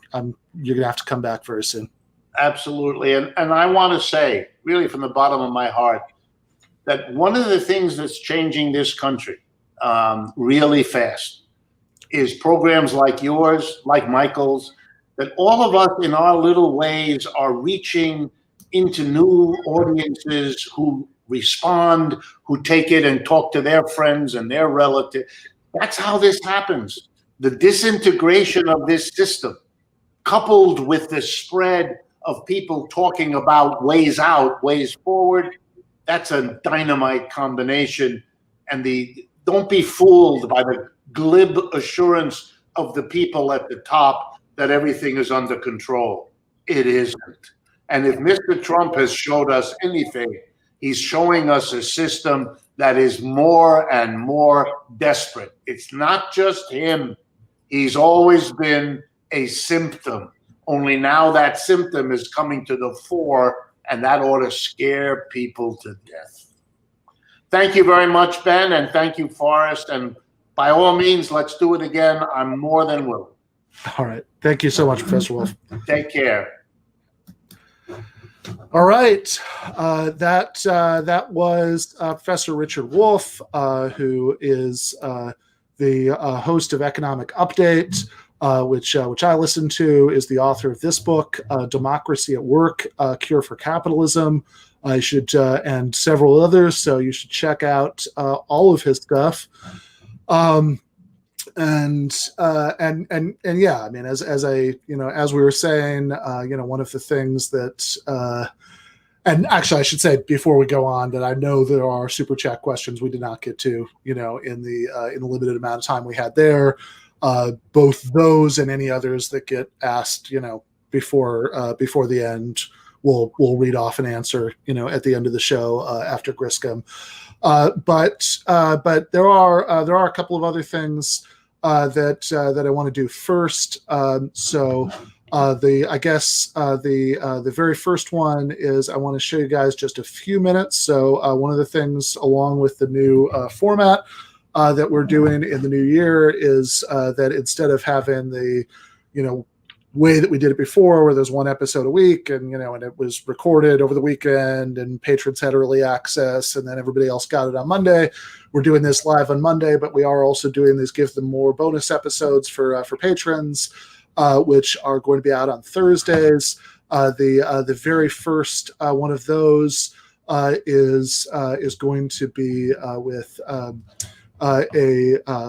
so it's going to be, Give Them an Argument, episode 21, a beginner's guide to the Kurdish liberation struggle. with our friend and comrade Jean Bajalan. So here is just a few minutes of that to give you a sense of the conversation. Well, I mean, basically, at the elite level, you have it, beginning in the late 19th century, early 20th century. You see the first wave of Kurdish political activism coming into the fore following the 1908 constitutional revolution in the Ottoman Empire, which gave a lot of opportunity for peoples in the Middle East to openly, discuss national issues. Doesn't mean they were separatists. There was most Muslim minorities in the Ottoman Empire, for example, regarded themselves as nations, but saw their futures as being tied together within a kind of constitutional, supranational, multinational polity, not too dissimilar from tendencies within the Austro-Hungarian Empire or tendencies within the Russian Empire at that point. Now, after the end of the First World War, of course, the Middle East got partitioned into explicit nation states. The Ottoman Empire was, an empire. It was, there was an attempt to forge a kind of Ottoman national identity, but that had some success, more success than people give it credit for. But once the empire collapsed, you have the formation of new identities. You have explicit Arab nation states, and you have explicit Ottoman nation states, but at the same time you also have the Arabs being partitioned amongst themselves, the Syrians and so on and so forth. So you have this conflict in the Arab world, for example, between the Qawmiya nationalism, the nationalism of sort of race and language and culture, and the Wataniya nationalism of territorial states. So sort of pan-Arab nationalism versus kind of nation-state nationalism. And the Kurdish movement kind of parallels that in an interesting way, because although there are no Kurdish states, you have this sort of split, not between kind of the cultural divides amongst the Kurds, not so much based on culture or dialect, but based on which political state they lived in. So, for example, the two main dialects of Kurdish are Kirmanji and Sorani. Sorani is spoken in Iran and Iraq, and Kirmanji is spoken mainly in Turkey, Syria, but also in Iran and Iraq. But you don't see Kirmanji nationalism and you don't see Sorani nationalism. Rather, you see different Kurdish nationalisms with different political orientations developing within each of these states, despite these kind of let's say, primordial divisions. So the divisions that do exist within Kurdish nationalism today are either ideological or they're based on the international frontiers because, the political conditions that prevailed in Turkey, Iraq, and Iran were different. They affected the Kurdish. In all those countries, the Kurds were kind of discriminated in, but in different ways, which affected the political orientation of those movements and gave rise to, if we do want to talk about a multiplicity of Kurdish nationhoods today, we can talk about maybe like you have this kind of pan-Kurdish nationalism, which is powerful amongst the diaspora, which is aspirational amongst many Kurds. But then you have a kind of a more institutionally powerful kind of territorial version of Kurdish nationalism, which is a Kurdish nationalism in Turkey, Kurdish nationalism in Iraq, Kurdish nationalism in Iran, and a Kurdish nationalism in Syria, all of which have their own specificities and political orientations and political organizations. Yeah, well, let's talk about some of the political organizations, right? So, like, I think one of the first acronyms you mentioned, and something that people who might know a little bit of this are likely to have heard of, is the PKK. So what's that, and when did it get started? Sure. So the PKK emerged in the late 1970s in Turkey. And Turkey is home to the largest population of Kurds. And the PKK was very much regarded itself as a pan-Kurdish movement. So it argued for the complete independence of Kurdistan and the creation of a united, independent Kurdistan. They received support from Syria in their early days. So they actually, initially, they excluded Syria from their Greater Kurdistan plan. And in fact, they even accepted the Syrian government narrative at the time that most of the Kurds in Syria originally came from Turkey, so they weren't really Syrians, because, you know, Kurds in Syria, many of them were stripped of their citizenship, and you know, what kind of citizenship, without citizenship. And the Syrian government allowed Syrian Kurds to join the PKK to kind of distract them, sending them over to Turkey to cause trouble with Turkey, which was their rivals. The PKK emerged as this kind of left-wing, very traditional kind of Marxist-Leninist style political party. Yeah, so that stands for Kurdish Workers' Party. Kurdistan Workers' Party. Right, so that gives you a little taste. It's a very, like, you know, like it's just a really deep dive, you know, for, you know, I think American leftists who might know a little bit about that particular liberation struggle, but, you know, but don't really have like a good sense of you know, the ins and outs of it. You know, I mean, I certainly learned tons from listening to Gene talk about that. And, you know, later in the interview, we kind of go through the way that the PKK came out of that sort of more Soviet-inflected kind of Marxist-Leninist view, and was influenced by you know, people like Murray Bookchin, who was a ecological thinker and a kind of quasi-Marxist, quasi-anarchist, who had these ideas about you know, municipalism that have been part of the sort of radical socialist experiment in northern Syria, Rojava, which you know, which Gene and Michael Brooks wrote about last year, and which actually has involved a lot of cooperatives as part of the structure of that, to bring it back to what we were just talking about with Professor Wolff. So it was really good talk. You know, always really enjoy talking to Gene, and there's also you know, a little bit of continuity there that means something to me, because the very first TMBS Illicit History was with Gene. So you know, that's always you know, like I said, that, you know, that's something that, you know, that's something that I find meaningful. But much more interesting when, like, the intra-left disputes were, you know, what should our attitude be towards, like, the Kurdish people, rather than just like kind of a weird parliamentary, you know what I mean? Like those much more like heady, like you know, foreign policy debates when Bernie was running. I mean, we're much more interesting than our like current kind of disputes over tactical things that don't really matter much. Yeah, no, for sure. Yeah, well, I mean, look, this is what we were talking about earlier, that, you know, in 2019, going into as 2019 was ending and 2020 was starting, the left was fairly consolidated. You know, you had some cranks who supported Tulsi, but, you know, 99%, you know, pretty consolidated behind the Bernie Sanders presidential campaign, which was like a real serious. I mean, yeah, he won the first three primaries. You know, there was a while there where people thought, like everybody thought, that he was at least going to show up to the convention with a plurality, and the whole mainstream political debate in the media was about, if he shows up to the convention with a plurality, should, you know, like should that mean he gets the nomination, or is it okay to vote for somebody else on the second round? So we had this, you know, this serious like left social democratic effort that almost captured the American presidency, and the left was all about that. And so we were starting to think about these things like you know, what I think of as the Daniel Bester question: if Bernie Sanders becomes president, you know, then what would that mean about, you know, about foreign policy, right? You know, that's something that we've barely even touched on, because, you know, even as Bernie was proposing some pretty radical, like in 2016, even as Bernie was promoting some pretty radical domestic policy ideas, he still had a pretty conventional foreign policy outlook in some senses. You know what I mean? Like he you know, he didn't vote for the Iraq War and stuff, but like, you know, there are other things in his record that. No, there definitely, there's some very bad foreign policy votes in you know, in Bernie's record, especially about Kosovo and you know, Saad Shakur. You know, you know, there's definitely stuff that I didn't like. You know, that was like actually probably my biggest hesitation, you know, going all in the first time, although I did.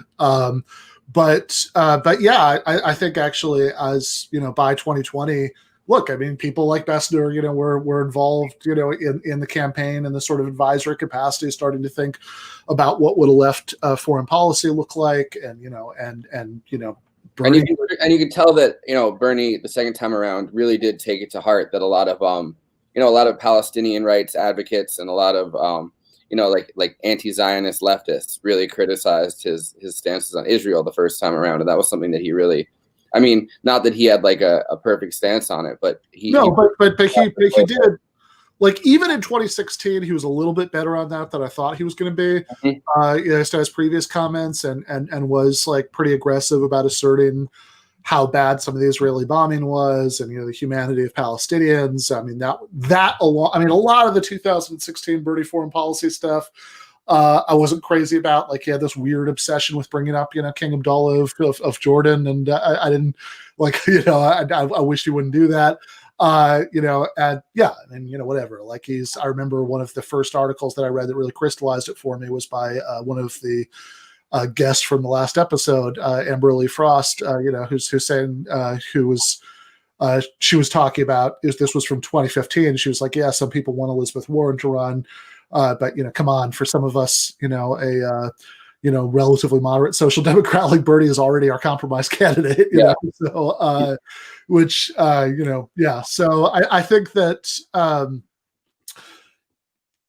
so in 2019 going into 2020, because we had this serious possibility of a Bernie Sanders presidency, that kind of oriented the left around supporting that. And also that meant like that we were thinking about these bigger questions, right? Like, because like in the Kurdistan case, when Rojava, that kind of both outpost of the Kurdish liberation movement and also experiment in a kind of radically democratic socialism, was being betrayed by the Trump administration, since it had temporarily aligned for like 5 minutes with the U.S. because they were both fighting ISIS, and then it was sold out to basically abandoned to the potentially genocidal intentions of Turkey, which, despite the fact that Turkey is a NATO ally, some people thought that was some sort of like great anti-imperialist victory,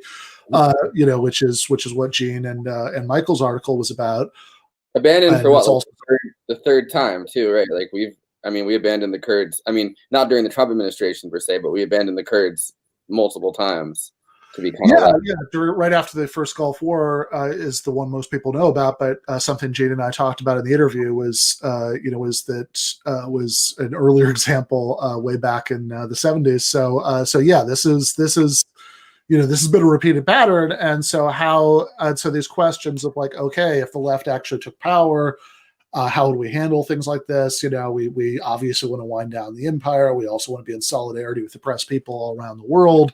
And trying to think through what that looks like, right? That those different imperatives, the two that I just mentioned, plus, kinds of, of international cooperation you need, even with a lot of governments that we really dislike for good reasons, to handle things like climate change. That's an interesting question. Yeah. Whether this particular like parliamentary maneuver that would be largely symbolic should happen or not is a much less interesting question. And ironically, the even the crazier part was that a lot of leftists put the big question of like left isolationism or left internationalism, like kind of said, we're going to put this on the back burner. But then this very, very narrow like policy question, like now you're like strategy question, we're like, all right, half of you guys are gone to us, like. No question. So anyway, it was really good to talk to Gene. Of course, both of these people, Gene and Professor Wolff are. He always signs his email Rick, but I'm so used to seeing his name that way, right? Prof Wolff, like on Twitter and stuff, that I can't get it out of my head. But both of these people are people who I knew, through Michael, and obviously, him passing, was one of, a big part of what made 2020 so awful, for a lot of us. I think, and of course, all of these things are sort of mixed up in my head. The Michael passing, Bernie losing, the pandemic starting. Because yeah, it's all one big kind of downhill. Yeah, yeah, yeah, for sure. I mean, absolutely right. Like, because the pandemic started just as Bernie was losing, and lost Michael just a few months after that. I lost my best friend at the beginning of the pandemic, or to an overdose, and like I'd opened up to Michael like about that, like right before losing I was kind of like in a daze for like a month after that happened, and I kind of opened up to David and Michael about that like right before Michael passed. So it felt like, you open up about something and you have like a long conversation about it with somebody, and then they're gone too, and it's like it just fucks you up. Yeah, no, and I think that's, there have been a lot of those for a lot of people. Mm-hmm. Of course, I mean, given the scale of death, we've had this last year, one that's meant a lot, not so much to me. I did get I was actually supposed, but to a lot of people that I know, a lot of friends of mine, like my friend and co-author on my new book, and Jacobin editor Bhaskar Sankara, and my former Dead Pundits co-host Adam Proctor, that like Leo Panich was a huge mentor to both of those guys, and he just passed in a very horrible way, since he had he'd gotten a medical diagnosis that that was for something that would have killed him, but they were telling him he had 8 to 10 years, and then I think at the hospital he got COVID. Yeah. And died of that, and a one that certainly wouldn't be on the radar of 99.99% of people on the left, since that's not where he spent his time, but was significant to me. That happened in November, but it only became public in December. Was the death of my graduate school professor, Quentin Smith. So I'd wrote an article about him that people can read for Arc Digital Media, where I do a monthly column. So this is the so it's called There Will Be Time, Quentin Smith, 1952 to 2020. And I kind of talk in the article about how, both why, Quentin was significant to me personally in the time that I was taking his classes, and he, that he was an early mentor of mine, and then also kind of try to use it to reflect a little bit about about philosophy and about the university system, since he's somebody who he was mostly concerned not with the sort of political questions that I try to use whatever kind of philosophical training and taking arguments apart and putting them back together that I got to contribute to try to be useful in whatever way I can to the left and the emerging workers movement. But he was somebody who spent his life thinking about abstract philosophical topics. This is I'm just going to share a very brief clip of him from being interviewed about those, just to give people just a very cursory idea. So here's that. One of the arguments for the existence of God takes as the premises the existence of consciousness, and from that infers the existence of a higher state of consciousness that people will call God. Well, the very premises of that argument are taken from empirical observations done by scientists and also in everyday life. And there's never been encountered a case of a consciousness that does not have a brain or a body. And so they're trying to explain the consciousness that's dependent on our brain in terms of a consciousness that has no brain, no body, or anything. And so that conclusion contradicts the premises, because its premises are about consciousness that exists on the basis of brains. Sure. So, like I said, that just gives you a very, it's the tiniest taste, both of the sort of thing that he spent his time talking about, also of the man. You'll notice that his necktie in that clip looks like he tied it while blindfolded, which is pretty vintage Quentin. One of the first stories that I heard about him after I started my master's program at Western Michigan was about the cleaning staff refusing to enter his office, because he had like a mattress, because like he just work on papers all night and then sleep there sometimes, and containers of yogurt, because he certainly wasn't going to spend time cooking. He said heavy food made it harder for him to think, so he just like something you can open up and eat like that. And library books he'd long since forgotten about taking out of the library. He literally didn't even have a driver's license, because he was just somebody who was, he actually, while he was writing his book, the Felt Meanings of the World, which was his attempt to kind of reconcile, his sort of atheist and materialist worldview you see there with the sense that, the world is intrinsically significant in some important way. He was taking a sabbatical, and he literally lived for months just working on the book. And this sounds like a joke, but it's true, in a hole that he dug for himself on a beach.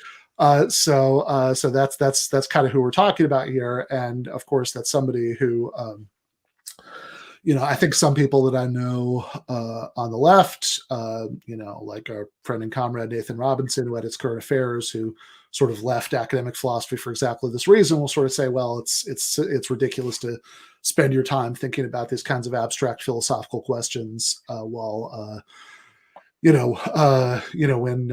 we so desperately need to change the world, as to sort of worry about consciousness and whether there's God and all that stuff, as to steal a line from myself, as the world burns.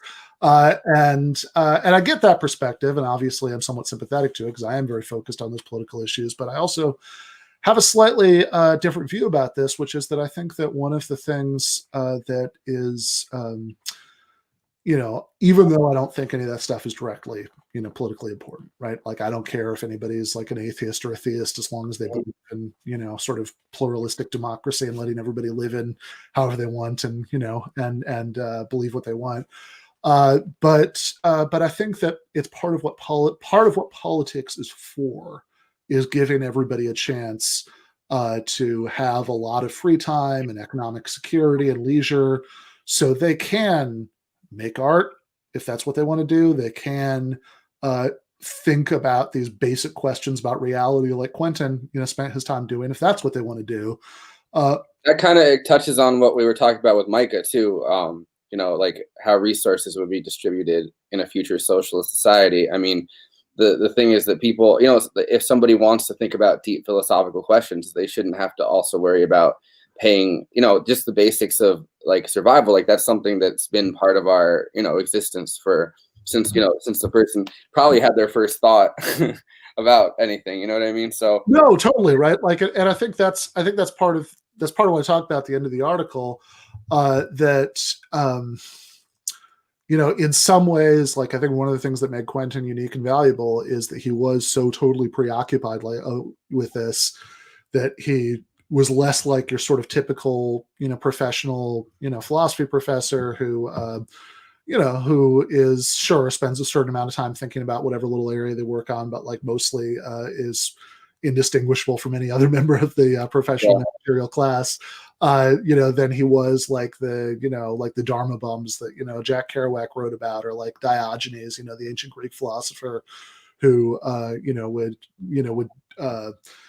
who like literally like lived in a giant ceramic jar that he built, that he had in the center of Athens, because he didn't want to do anything except for this. And so he was somebody who, because of that, right, often had trouble fitting into the kind of academic structures that exist now. And I think that was even true, when I knew him in the early 2000s. I can't imagine somebody who is as lost in his own thoughts, who is as eccentric, who is as hard, who had as much trouble fitting in traditional academic structures as Quentin did. I can't imagine that person, if he were like a 25-year-old graduate student today, getting like a tenure job, like Quentin Smith did, because neoliberalism has hit the university system in such a way that, with powerless adjuncts to do most of the work, with, deans always kind of hovering in the background, looking for budgets to cut, like hiring like some like brilliant, eccentric, messy person like that makes less sense than ever. And I think that's one of the, honestly, I think that's one of the reasons it's worth even looking beyond, the kind of society that maybe some of like Richard Wolff's work points to, which is, I definitely think the kind of socialism we could have anytime soon, that might look a lot like our world in some ways, but that, businesses would be owned by the public or by workers, instead of by external owners, like we have right now. But to look even beyond that, to think about the kind of society that like Aaron Bastani, writes about, fully automated luxury communism, when, we could have, machines doing most of the work that was done by humans, and, but because they were collectively owned, that would mean that everybody could, we could spread whatever work had to be done by humans very thin, and everybody could benefit from that. Because I think one of the real advantages of that society is that if you were, if you were the girl from Queen's Gambit and you just want to think about chess all the time, if you're Quentin Smith, you just want to think about philosophy all the time. If you're some amazing musician and you just want to, work on your guitar until your fingers bleed, even if you're not an amazing, musician. No, even if you suck, you can at least give it your best shot, right? Like, because you don't have to worry about paying the bills and, and whether you're going to lose your job, because you're late to work too often because, you couldn't stop practicing in the morning. And it's a real question, how much talent and how much, and like what could people have achieved, I guess, if capitalism wasn't holding down people. And it's not even the question of like meritocracy that we talk about a lot. Like, it's the question of like, what like inert talent, I guess, do we have that gets lost just because we're, people are just struggling to survive in an economic system. It doesn't make any sense to, have, it doesn't really make any sense to just say, oh, well, I'm sure like a bunch of people will just like pull themselves up by the bootstraps. They're talented enough. Like, people should have the ability to do whatever they want and not worry about those very basic necessities. And, and I feel like we've lost probably masses of potential talent because people are just sitting there worrying about those basic necessities. You know what I mean? Like, poverty is a trap.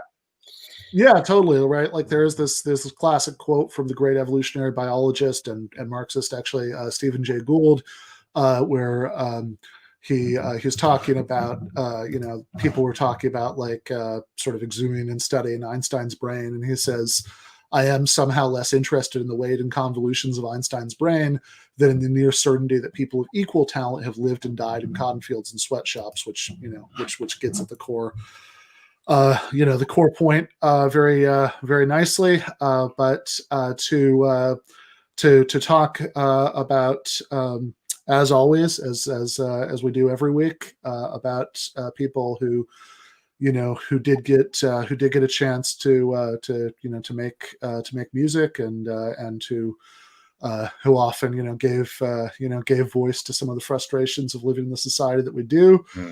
Joined as always by the great David Griscom. Hey, how are y'all doing? It's good to see you, Forrest. Yeah, good to see you too, David.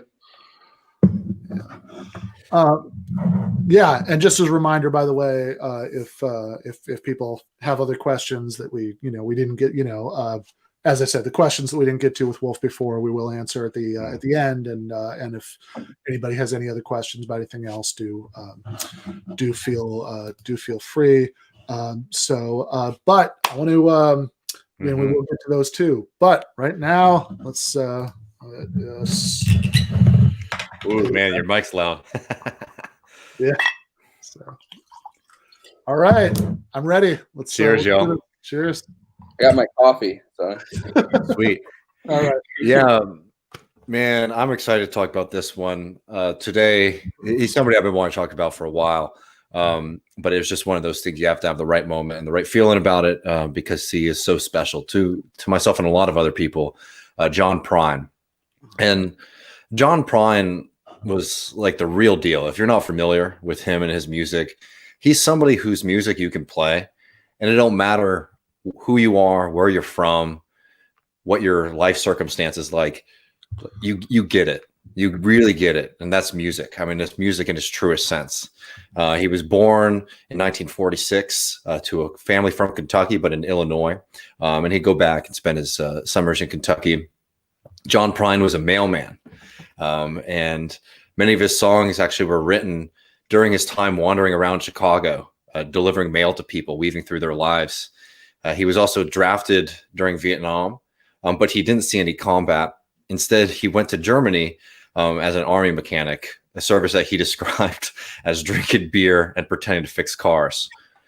But the thing is, like, he still got it. He wrote a song that's a really famous and heart-wrenching song called Sam Stone about the difficulty of that generation. You know, these guys who came home destroyed both physically and mentally from a war that they really just didn't understand why they were there. And they felt that the people back home didn't understand what they had really been doing in the first place. And, you know, some lines from that song, because it's just like, it's real poetry. There's a hole in daddy's arm where all the money goes. Jesus Christ died for nothing, I suppose. And it's just like, you know, that's a line of hopelessness. And it's, you know, that's a real one. That's all you can say about it. But, you know, John Prine would play music at these like random folk clubs across Chicago. So he was playing music a little bit before he goes to the war, but then he comes back and he's continuing to be a mailman and just playing open mic gigs. Like, never really thought of it as a career or anything really to do, just something that he really enjoyed and something that he wanted to share his music with the world. And he would play at these random folk clubs across Chicago. And it's really a beautiful thought knowing who he ended up becoming, but being one of those guys who got to see him for years and years and years, just listening to those songs, because the songs that he was playing in those clubs, for the most part, were the songs that ended up being his hits later in life. There's just something that's so true about that kind of music, just people who are just playing for the sake of the song, playing for the sake of the music.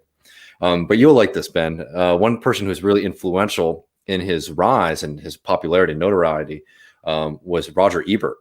The film critic, you know, and anyone who knows anything about him, he's a film critic. He doesn't write about music, but he made one exception because he went to go review a movie, was at at the movie theater, seeing the movie, and just walked out. I don't remember what movie it was, but he didn't want to see it. And he was, you know, he wanted a beer after that. So he goes into a random club, I think called the Fifth Peg. I might be wrong about that. But anyways, he walks in there and there's this guy singing songs and it really moves him. And that guy is, is John Prine. Singing those real heartfelt songs, perceptive songs. And I just have to, and Roger Ebert, instead of doing his movie review, because he didn't see the movie, did a one-off music review titled Singing Mailman Delivers a Powerful Message in a Few Words. And a couple lines from it too. It's like, he appears on stage with such modesty, he almost seems to be backing into the spotlight. He sings rather quietly and his guitar work is good, but he doesn't show off. He starts slow, but after a song or two, even the drunks in the room begin to listen to his lyrics, and then he has you. And he was the real deal. But I want to give some people a flavor of his music, because it really spanned a wide range. Like, he wrote those songs that were deep from the heart and were really powerful. But he also wrote a lot of really funny songs, and obviously, as is apt for this kind of segment, political ones. A personal favorite of mine is "Your flag decal won't get you into heaven anymore." And here's some lines from it. Well, I went to the bank this morning, and the cashier, he said to me, "If you join the Christmas club, we'll give you 10 of them flags for free." Well, I didn't mess around a bit. I took him up on what he said, and I stuck them stickers all over my car and one on my wife's forehead. "But your flag decal won't get you into heaven anymore.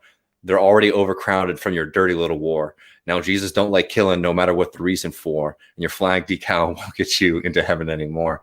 And then as the song goes on, basically, this guy keeps on getting these flag decals and puts so many on his car that he can't see and drives the car off the road and dies, and then doesn't get into heaven because the flag decal won't get you in heaven anymore.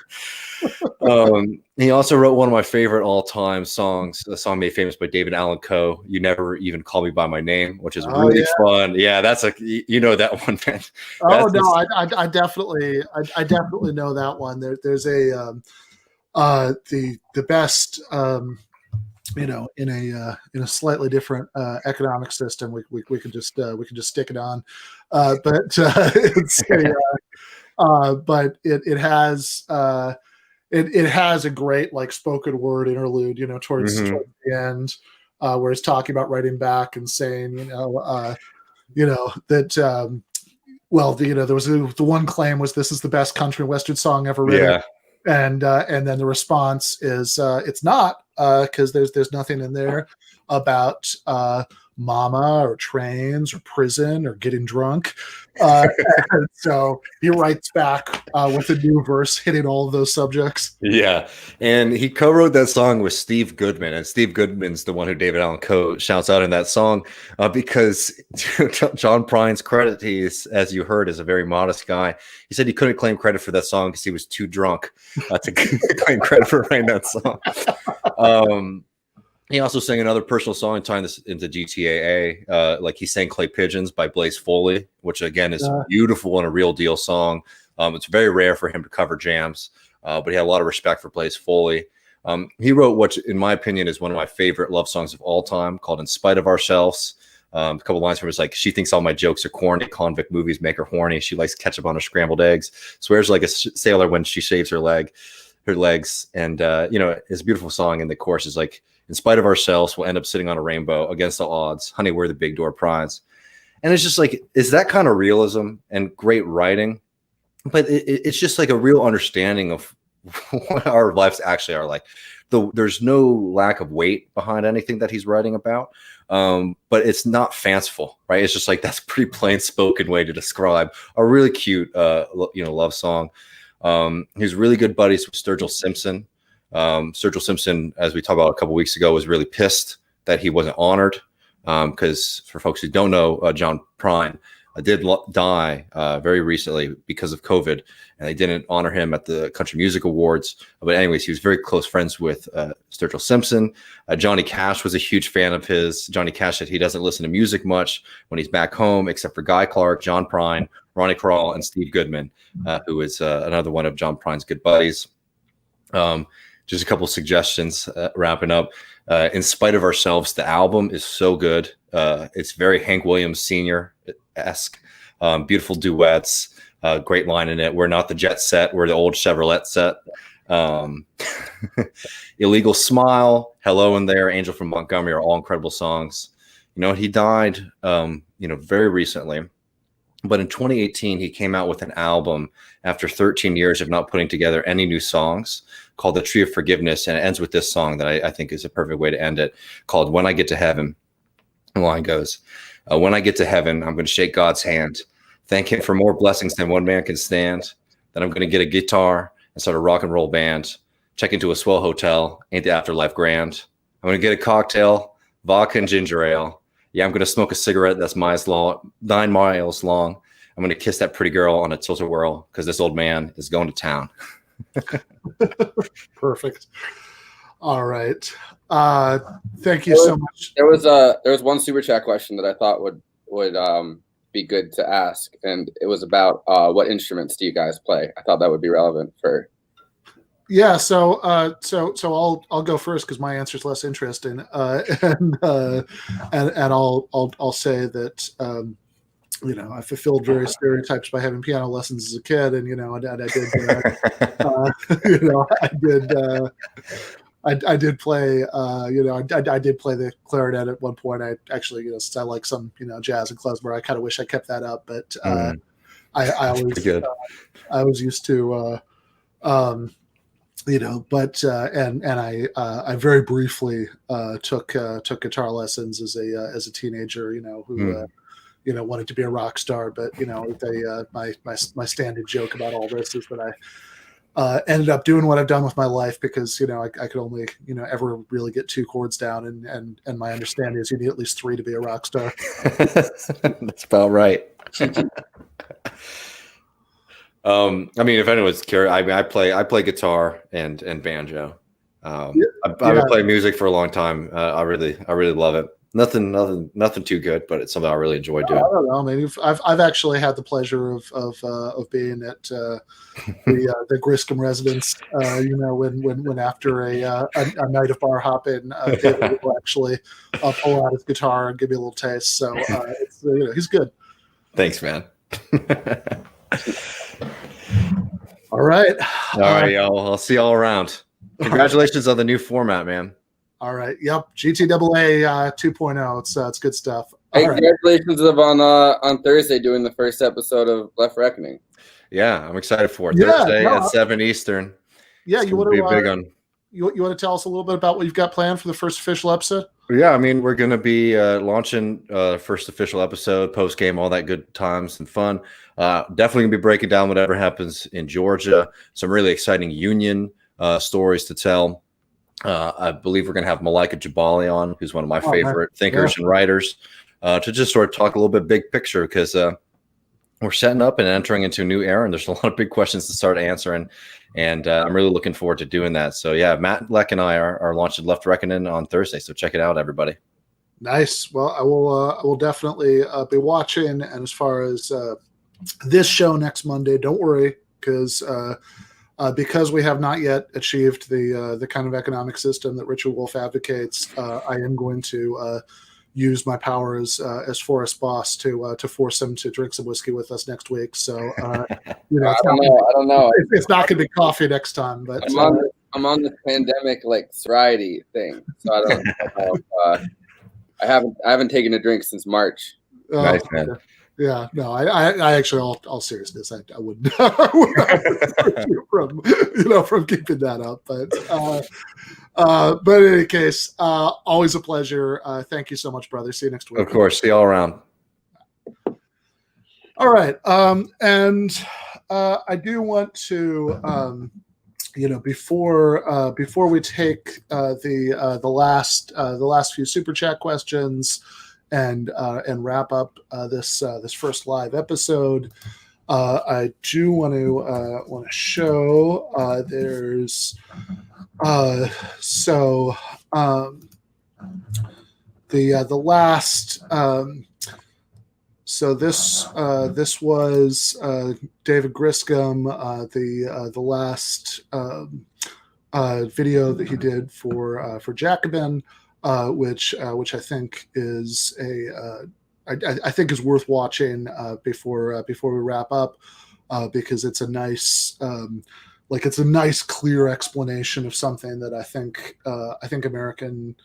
American progressives and leftists oftentimes maybe miss, because we're so used to dealing with our particular form of horrendously backwards, even by the standards of first world capitalism, iteration of the system, that we get obsessed with the particularities of what we've got here, and we miss some larger structural problems. So let's just watch that, and then we'll take a few more questions and wrap up.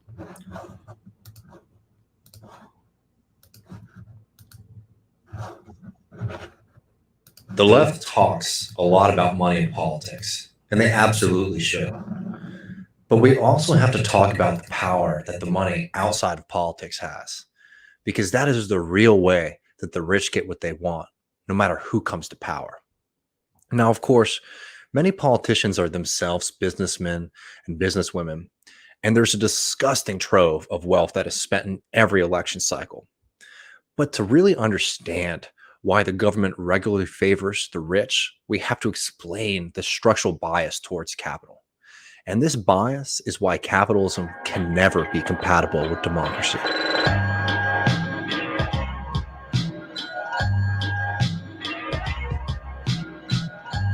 Now, obviously, the government, and what I'll more broadly call the state, makes political decisions for all of society. But at the same time, corporations and capitalists own all of the resources. This essentially means that if the state wants to carry out any program that benefits working people economically, those resources needed are probably already in private hands. In other words, redistributive legislation effectively involves the state asking capitalists to hand over their money. Now, this actually happens on a regular basis when it comes to taxes, but this arrangement produces horrendous results that puts profits over people's needs. Just look at what happened earlier this year in Argentina. During the explosion of the COVID crisis, the finance minister of Argentina, Martin Guzman, was engaged in high-stakes negotiations with the future of the Argentine economy weighing in the balance. He wasn't spending all of his time figuring out the best ways to protect people financially from this crisis. Instead, he was negotiating with international bondholders led by BlackRock, who were demanding payments despite the devastation of COVID to the economy. They wanted payments, but they also wanted assurances that the newly elected government, which was elected on a mandate of rejecting austerity, would not go too far to the left in their policy prescriptions. In a democratic society, what right should the rich have to dictate policies to governments? What right should the rich have to dictate policies to the representatives of the people? Capitalists simply don't want to be subjected to democracy, which is why they've spent decades creating international systems that essentially shield them from democratic rule. And they leverage their vast wealth to bring democratic governments to their knees. The sad thing is the Argentine crisis wasn't particularly extraordinary or unique, but let's get it right. These financial crises are crises of democracy. Now, there are plenty of examples of left governments having to bend. And look, a lot of these are political failures, strategy failures, yes. But these are also failures that are caused by material conditions. And it certainly happens here in the United States and was a very real threat if Bernie Sanders was going to come to power. Let's really think through what that would mean. The state has a budget, and that budget needs to be financed via income. For the state, their income is tax revenue, and that taxation comes out of both personal income and corporate income. Those are based on economic growth and employment. Individuals can only pay their taxes if they're employed, and corporations can only pay their taxes if they're profitable and the economy is continuing to grow. It also needs to be mentioned that capitalists and their profitability are what determine who's employed and who's not. That means two things. The state's ability to do anything that requires managing or reallocating resources is structurally tied to the profitability of firms, and that capitalists have an informal veto power over political decisions. All individual capitalists faced with the prospect of a left government make a judgment on the profitability of their investments. If they aren't confident that they'll get the returns they want, they have a number of tools they can use that can undermine the ambitions of progressives and socialists in office. Chief among these are the capital strike and capital flight. The capital strike essentially is the ability of the capitalist class to withhold investment, essentially stop spending until they get conditions that are preferable to them. This puts us at a disadvantage, even with our democratic victories, turning those into positive policy outcomes. As long as we have the commanding heights of our society in private hands, we will be at a huge disadvantage. We have to build the political and social power that is necessary to challenge this inequity and include as part of our politics, not just the demand that the rich pay their fair share, but that we're also going to chip away at a system of virtual deregulation and the unfettered movement of capital. And that brings us to the second major tool that capitalists use to attack democratically elected governments, and that's capital flight. And essentially what that means is moving money out of a country, a state, or region to find different conditions elsewhere. Think about what happens to the United States. Corporations get states to bid against one another, lowering taxes and eradicating workers' protections. This tactic has decimated organized labor and entire communities. It's not the only power that the rich have, but it is one of the major ways that the rich avoid the collective will of democracy. And you have to understand this, that the United States government not only knows this is going on, but they tolerate it. It's really important to note, especially in the case of the United States, it's not like all of this money that people talk about has moved to an offshore account is actually offshore. Rather, the legal entities just have their names changed and their registrations changed. And then that money flows right back into the United States to buy property and financial products. It's also invested, across all of the major financial markets the world over. So there are ways that we can fight back. And look, not all of them are easy, but we have to understand how capitalists wield their power so that we can combat it. So look, there's one tactic that we can use, especially in combating capital flight, and that is reintroducing capital controls, which essentially are a system of taxes and limitations on international transfers of wealth. Understand this. Capital controls aren't some radical communist idea. Liberal governments the world over have used them, just following Keynesian economics. In fact, capital controls were the norm established from Bretton Woods, which was a system of monetary management that was created after World War II, an agreement between the major Western European economies, North American economies, and Japan. This was the norm in very recent history. But let's not misunderstand this either. Capital controls are not some silver bullet. Sometimes they work, and sometimes they can be disastrous. But their eradication as the norm in 1974, look, there is no accident that this shift ties together with the global rise of neoliberalism. Their eradication is proof of the stranglehold that capitalists have on democracies across the globe. We can't even try it. It's not even on the agenda of most reformist parties. We are in another economic crisis, and the government in the United States has moved with historic speed to deliver stability to the rich and to the financial system. Did they get anything in return for it? Did you?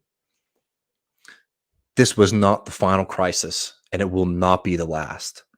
Contrary to their arguments, the wealthy need the government.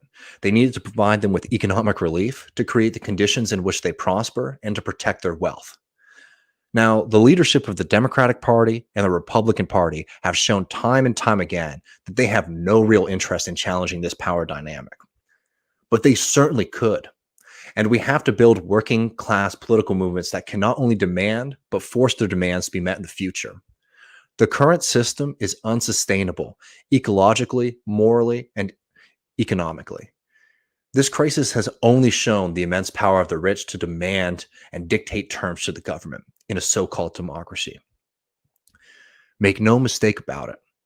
These crises are economic, but they have their foundation in a crisis of democracy, and we need to change that.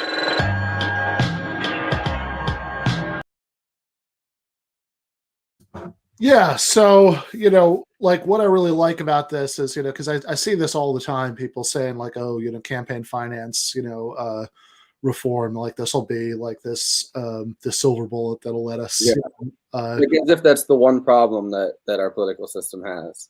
Yeah, exactly, right. And I think that of course, like all of the bigger structural factors that David was pointing to in that video are things that can, that like are ways that capitalists can make, can work their will in the political sphere, no matter what the campaign finance laws are. There are countries all around the world that have, much better campaign finance systems than the U.S. does. But it's not that the ruling class still rules, that they have so many more techniques, to make sure that their bidding is done. And so I think this is worth mentioning for a couple reasons. One of them, again, it's that kind of like left provincialism that we get, sometimes where it's like we talk about this stuff as if the United States, is the only country in the capitalist world. Like another example I see all the time is people saying, oh, well, the big obstacle to everything that we want is the two-party system. If we could break out of that, then we could have like a Labor or Socialist party, and then we get all the stuff we want. And of course, an electorally viable third party would be amazing, but like look around the world, every other country practically has, I'm exaggerating, there are other places, some usually not quite as exclusionary of alternative parties as the US, but there are other places with, certainly have two-party systems. But there are tons of countries that have parliamentary systems and various socialist and communist and green labor parties that, have representation in parliament. And none of those have been immune from neoliberalism, So. And they always have to, especially in parliamentary systems, they always kind of have to have an alliance with usually a bigger neoliberal party, so the gains that they get are far. Yeah, exactly. Like to go back to AOC, who we started with. Like one of the other things I really like about her is her, and I've got my criticisms. I actually do agree, even if I think that the particular tactic that's dominated left discussion lately, doesn't really make sense to me. I do agree that that there are times when she acts way too much like a junior partner and not nearly confrontational enough. Makes positive comments about centrist leaders, stuff like that. I don't like any of that. Calling Pelosi Mama Bear or whatever. Yeah, exactly. I didn't like that. I don't. I don't like. I think that sometimes she speaks this kind of woke intersectional language that communicates with one particular segment of the working class, but not a lot of others. And I think that's a big problem, right? I think you can have socially progressive positions without communicating in that language.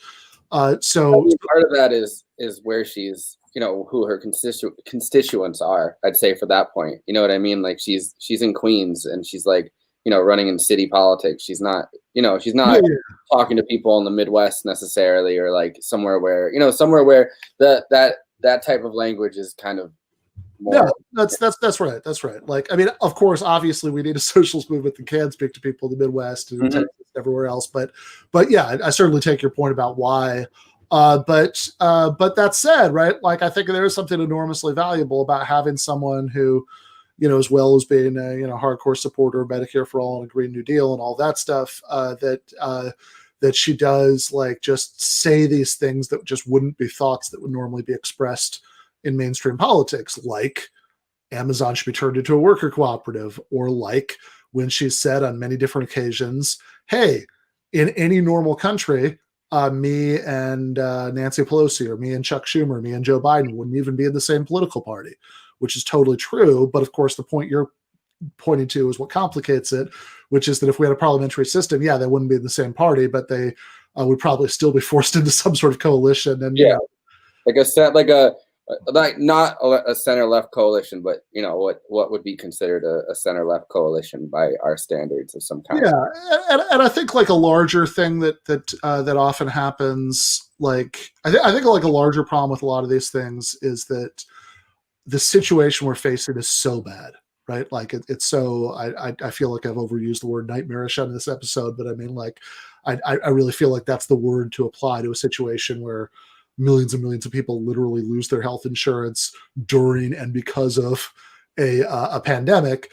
So our situation is so bad right now that I think oftentimes people who are rightly horrified by it, like are sort of looking for that one neat trick that's going to break us out of it, right? So if only we could have a third party, if only we could, or if only we could use this particular parliamentary maneuver within the Democratic Party.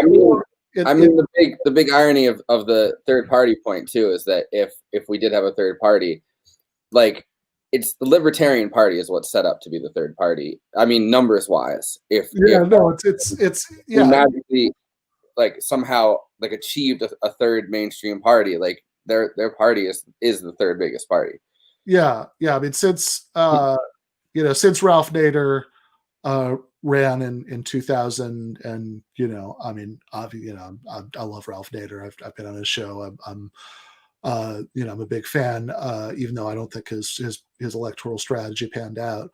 But since he ran in 2000, every other case, like the Libertarian has always whomped, the Green Party candidate, in the election, although of course the Libertarian still gets a very marginal, percentage. But the point is like that, yeah, thinking, oh, if only we had a third party, if only we did this one particular parliamentary trick within the Democratic Party, if only, or in David's example, if only we had, campaign finance, reform, then we could solve all these problems. And I think what all these miss, and I'm not saying that like some of these things, I mean, obviously we have to take these case by case. I think some of these are good ideas and some of them are bad ideas, but like, not that none of these things are worth doing anyway, right? But like the larger thing that David is pointing to in the video is that what you need, the problem is structural. The problem is not that, is not about who's truly committed and who isn't, or how or what ballot lines they're running on, or even how elections work, as in campaign finance reform. The big problem is who has power and who doesn't.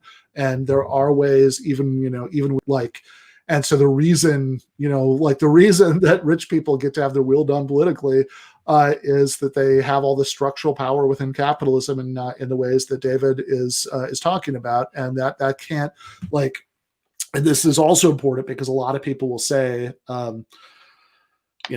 last reference to him this show, but Jimmy Dore has said that capitalism would be fine if only we had like certain kinds of legal reforms, and then like we could have capitalism, and it would be okay. What would be wrong with capitalism plus lots of social democracy, stuff like that?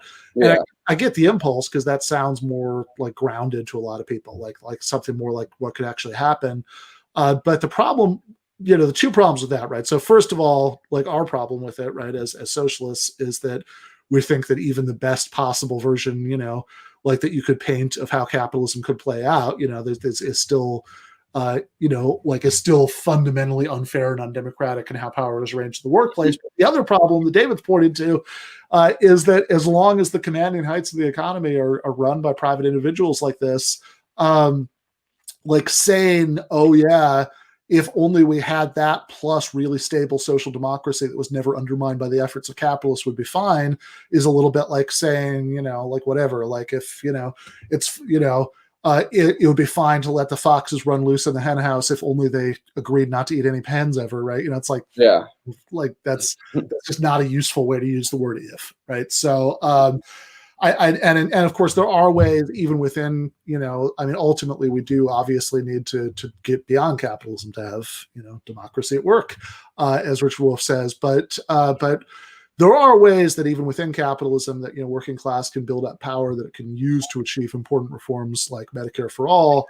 But the problem is that there is only one way to do that, right? Like the only way that we have, like there are not success, like, in countries that do have meaningful multi-party systems, there are no successful labor or socialist parties that don't have, I guess unless we're going to count like, whatever, like, Maoism or something, that you could have like peasant armies encircling the cities. But, in terms of countries relevantly like the United States, and certainly in terms of the sorts of things that we're aiming towards, there are no successful labor and socialist parties that don't have as their base an organized working class. That the labor movement has almost ceased to exist in the United States. We have a 6.2% private sector unionization rate, and that's like you just at a certain point, it's like saying that you can win without an army, and it's like, no, you can't. Yeah, and understand that organizing an army is incredibly hard and difficult, and and unsexy and frustrating process, but it's the only one that's going to ever get you where you want to go. Also a big I guess hurdle to jump over is that it's not, but we've kind of been gaslit into feeling like power is almost like a hypothetical concept. You know what I mean? Like power dynamics, we've kind of been trained to feel like are it's not something tangible. It's not something you can like hold in your hand and express. Like, you know what I mean? Like you just say like there are power dynamics, whereas money is something tangible. You say, well, you give this much money to a politician, that politician is then able to, or that politician then, does something for you. But that's not how most things work. It is all power dynamics, and it is all, not hypothetical, but intangible kind of, you know what I mean? Like you can't see it in front of you.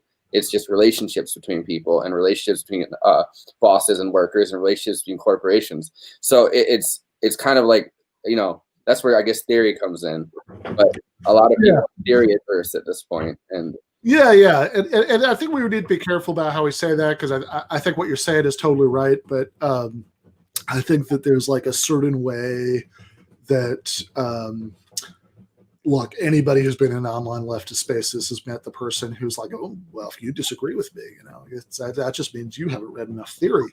And like, of course, you need to be able to distill the theory into some relatively accessible form, at least big doses of it, so people believe that there's something that it's worth their time, right?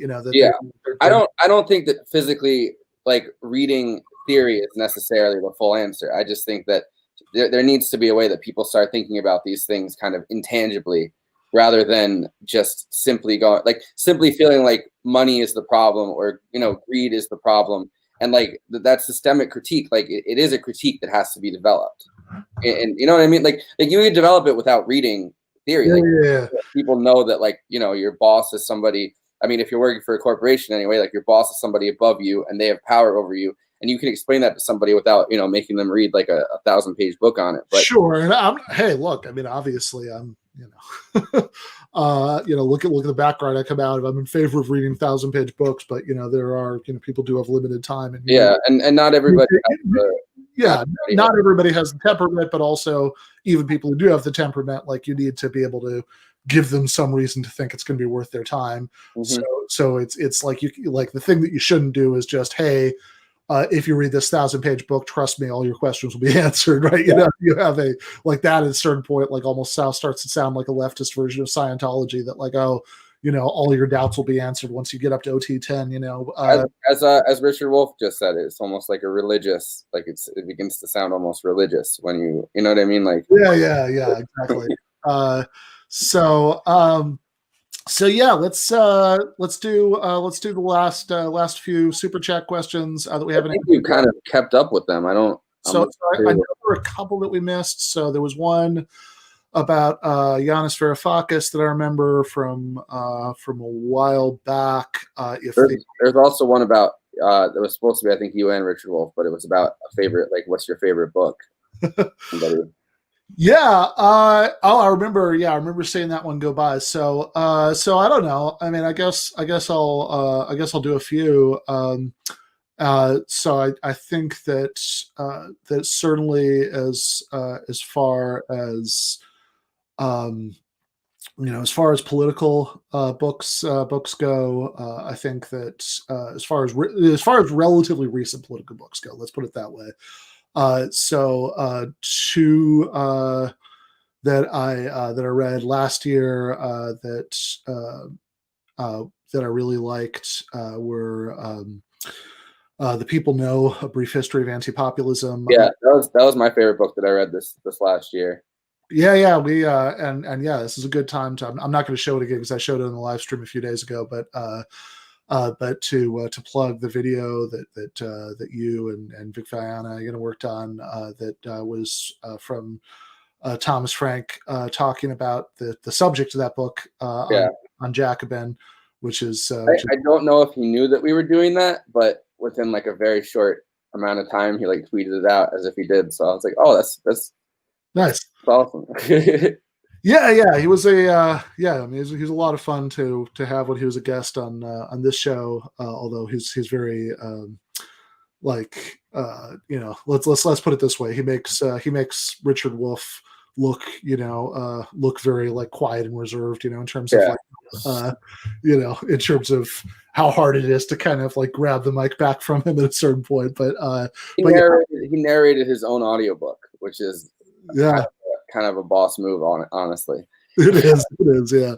No, I love Thomas Frank. His book before that, Listen Liberal, Whatever Happened to the Party of the People, was actually really influential on me a few years ago. Like really helped like kind of shape, because I was reading that, or actually I was listening to the audiobook of that one, sort of one dog walk at a time, while just as the 2016 primaries were wrapping up, and like I really felt as I listened to that book. I mean, I don't know if I was even like familiar with the phrase like professional managerial class yet, but like basically that was my introduction to the set of conceptual tools. And it was really, I really felt like, oh, now I understand what just happened, right? The 2016 election. So even though there are certain ways that I diverge from it in terms of larger worldview, I think one of those is sort of indicated by the subtitle of Listen Liberal, that like I don't think the Democratic Party was ever really, the party of the people. I think it's always been a party of a certain wing of the capitalist class that under certain specific, historical conditions, was carrying out a sort of modified version of a social democratic, program watered down. I mean, I think, my nomination for the Party of the People in the 1930s would be Norman Thomas's Socialist Party. But I think he's a really good writer. I think he's a really clear thinker.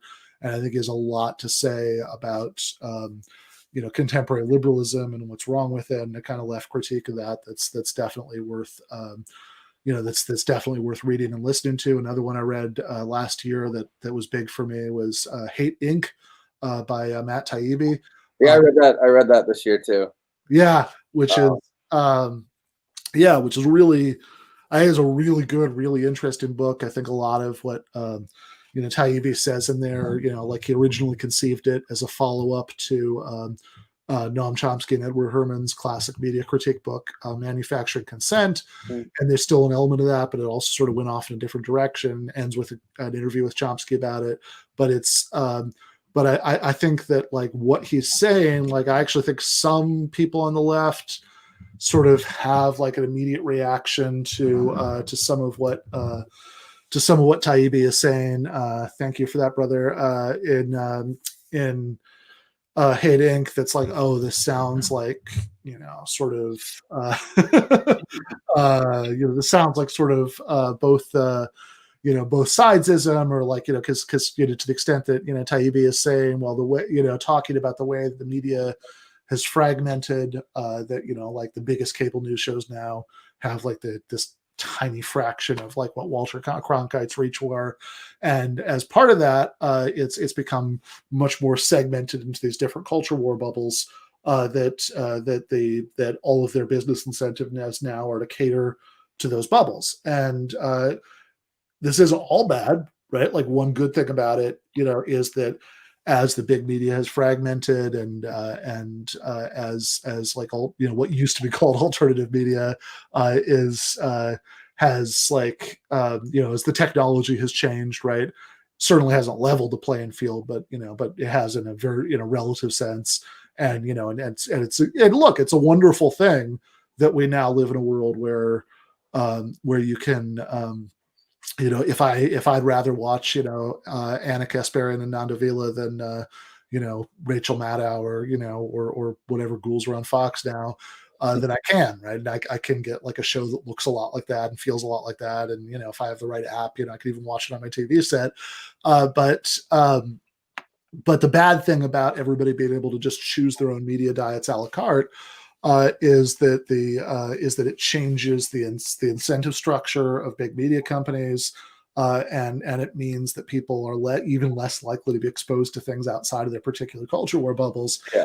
And I think that I think that's something that's not part of a lot of leftist media critique, but really should be. And it's something that, like, because I think people hear, oh, like you're saying, like, whatever, progressives and conservatives are both bad. I don't like that, right? But I think people should stop and think about what Taibbi is saying there, and I think there's a real, I think there's a valuable contribution.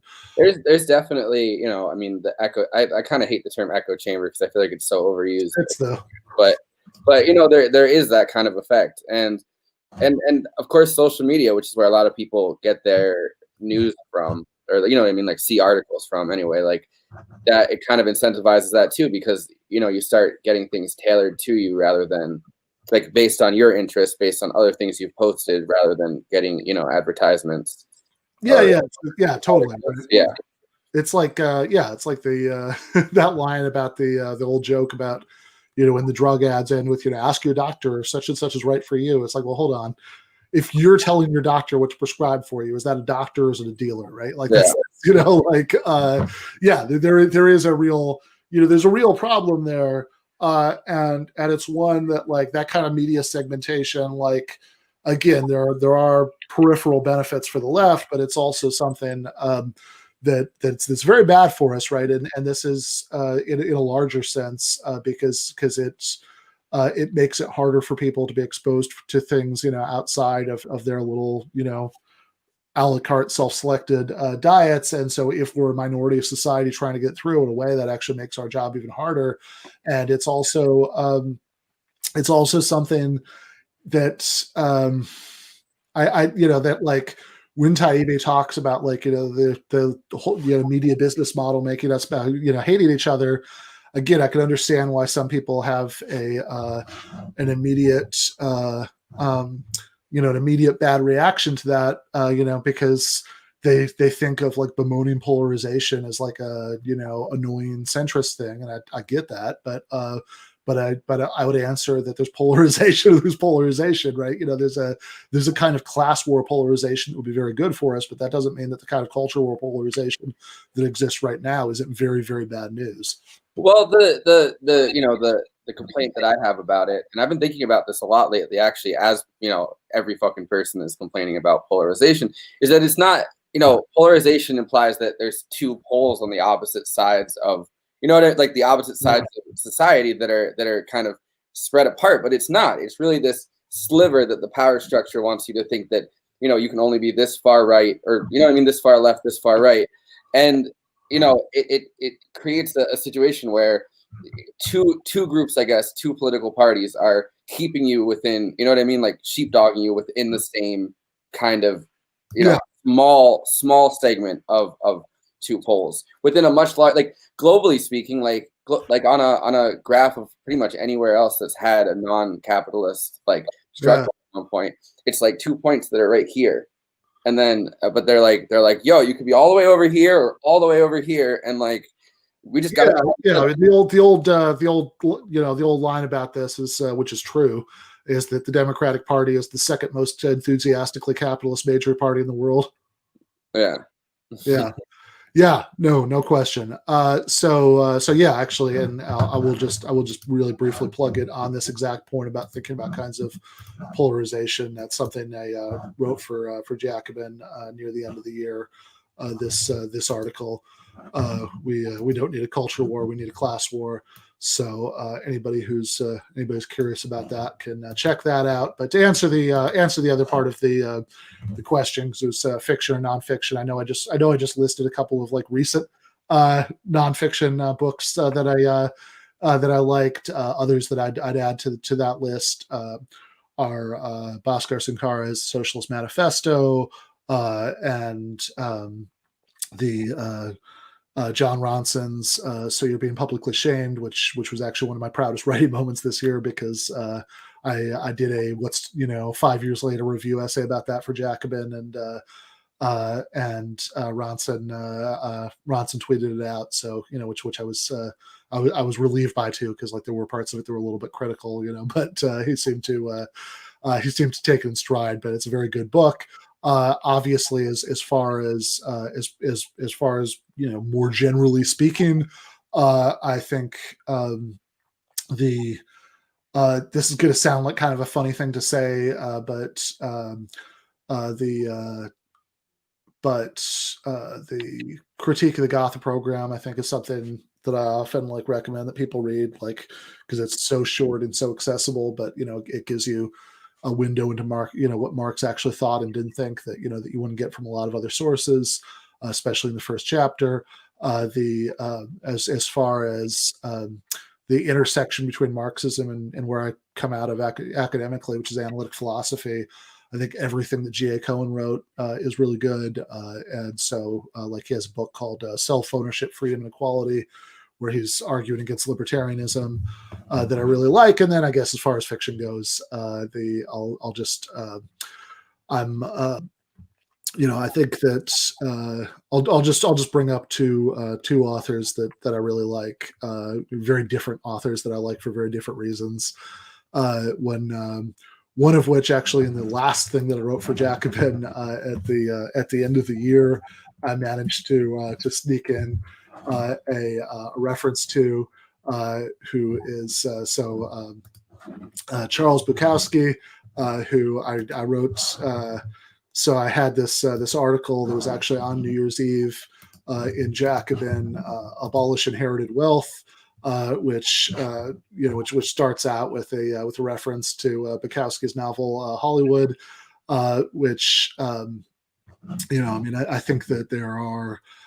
I think there are legitimate reasons why he might not be, everybody's thing, that, in terms of, sexism and other things, but I think beyond being a really entertaining writer in various forms, I also think, actually, legitimately, from a socialist point of view, that he's somebody who writes about working class experience in a way that you don't often get, in a lot of other kinds of literature.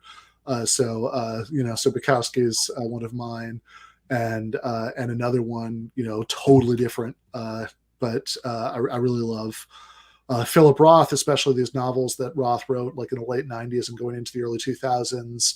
They're called the American Trilogy, which are these 3 books: The Human Stain, I Married a Communist, which is his book about McCarthyism, and American Pastoral, which are really, which are like both like very human books and not really about politics in a certain way, but also like very intensely political books in a different way. And those are like those are books that have meant a lot to me. Like American Pastoral, literally, when me and my wife Jennifer were getting ready to leave South Korea after we'd been living there. I'd been living there for 2 years at that point, and she was there with me for part of that. And we had to give up a bunch of books to donate to the bookshelf at the local expat bar, since we couldn't carry them all in our luggage. And after a lot of agonizing decisions about which books to bring and which to leave, that one.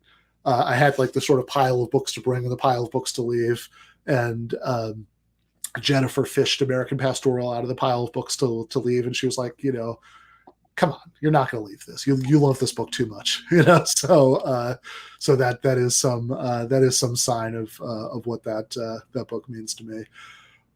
So is that it for the questions? There's one more. This was supposed to be a super chat question, I guess, attached to a different one, and it didn't end up showing up for some reason. Quick one. I read Natural Right and History by Leo Strauss and finished it thinking he was a leftist socialist, but apparently he's a neocon idol. What did I miss? That's a good question. So I know Strauss is big for neocons. I wonder if there might be, and this is just speculative, like some like critique of sort of, consensus liberalism in here that like is one of those things that you could make from a bunch of different political directions that, that maybe the viewer left that question was picking up on. Look, there are, I know people who have very progressive and left-wing views who get a lot out of reading Carl Schmitt, and he was literally a Nazi. But I think there are some basic insights about how politics work there that, that you can get out of it, that you can get out of Schmitt's work, even obviously while disagreeing with his horrific, political commitments. Actually, and also, since we were just talking about novels, Jonathan Franzen's novel, Freedom, there's a whole thing in there about where a neocon is talking about concepts from Leo Strauss. But I'm not, I think, necessarily the person to give a deep dive answer to that question, but that's something worth thinking about for a future episode, to bring on somebody who is an expert to have that conversation. I also know if whoever asked this if they're still watching, the Yanis Varoufakis one we missed earlier, I didn't actually know what was being referred to in any case, so you don't have to make a super chat or anything, but if you just leave in the chat like just another quick comment letting us know what you were talking about, then I'd be happy to answer that too if that happens before we get off. But anyway, otherwise, I do want to just push a couple of things that are coming up to let people know about some of what we've got going on after this. So the next regular Monday episode, so next Monday, January 11th, is going to be with Thaddeus Russell. So that should be fun. A little bit more of a debate, obviously. So I basically think Wolff was right about everything. But he's always an interesting guest. When I've heard him on the podcast, looking forward to that one. One after that, by the way, is going to be Michael Albert, who is the main one of the two main advocates of something called participatory economics. And then the one after that is going to be a panel. At that point, unless some hysterical liberal fantasies come to pass, Joe Biden should be president in 3 weeks, and that episode. So for the beginning of the Biden presidency, it's going to be a foreign policy panel. So it's going to be a panel on Biden and U.S. empire with Daniel Bessner, Katie Halper, and Rania Kalik. So that's going to round out the month. Also, in between these regular episodes, there's lots of other stuff going on. There is, there are as I mentioned earlier and played a little bit of it earlier, there's the first of the Give Them More patron bonus episodes, Beginner's Guide to the Kurdish Liberation Struggle with Jean Bajalan, which is drop in on Thursday for patrons. We'll probably put a little teaser out on the podcast feed also. And then there's going to be another one of those every Thursday, from here on out. And also on the, if you have not, even if you can't be a patron, even if you can't, if you don't have the $5 a month to do that, other things you can do that really help us out are rating and reviewing, wherever you get podcasts, our liking or subscribing on YouTube.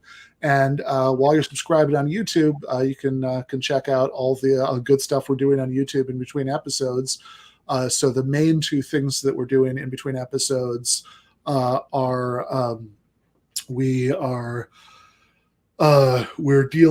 doing on Sundays. There have been these Sunday night debate breakdowns where I have different guests on, and we watch and comment on old debates that are available on YouTube. So we've done James Baldwin versus William F. Buckley on the civil rights movement.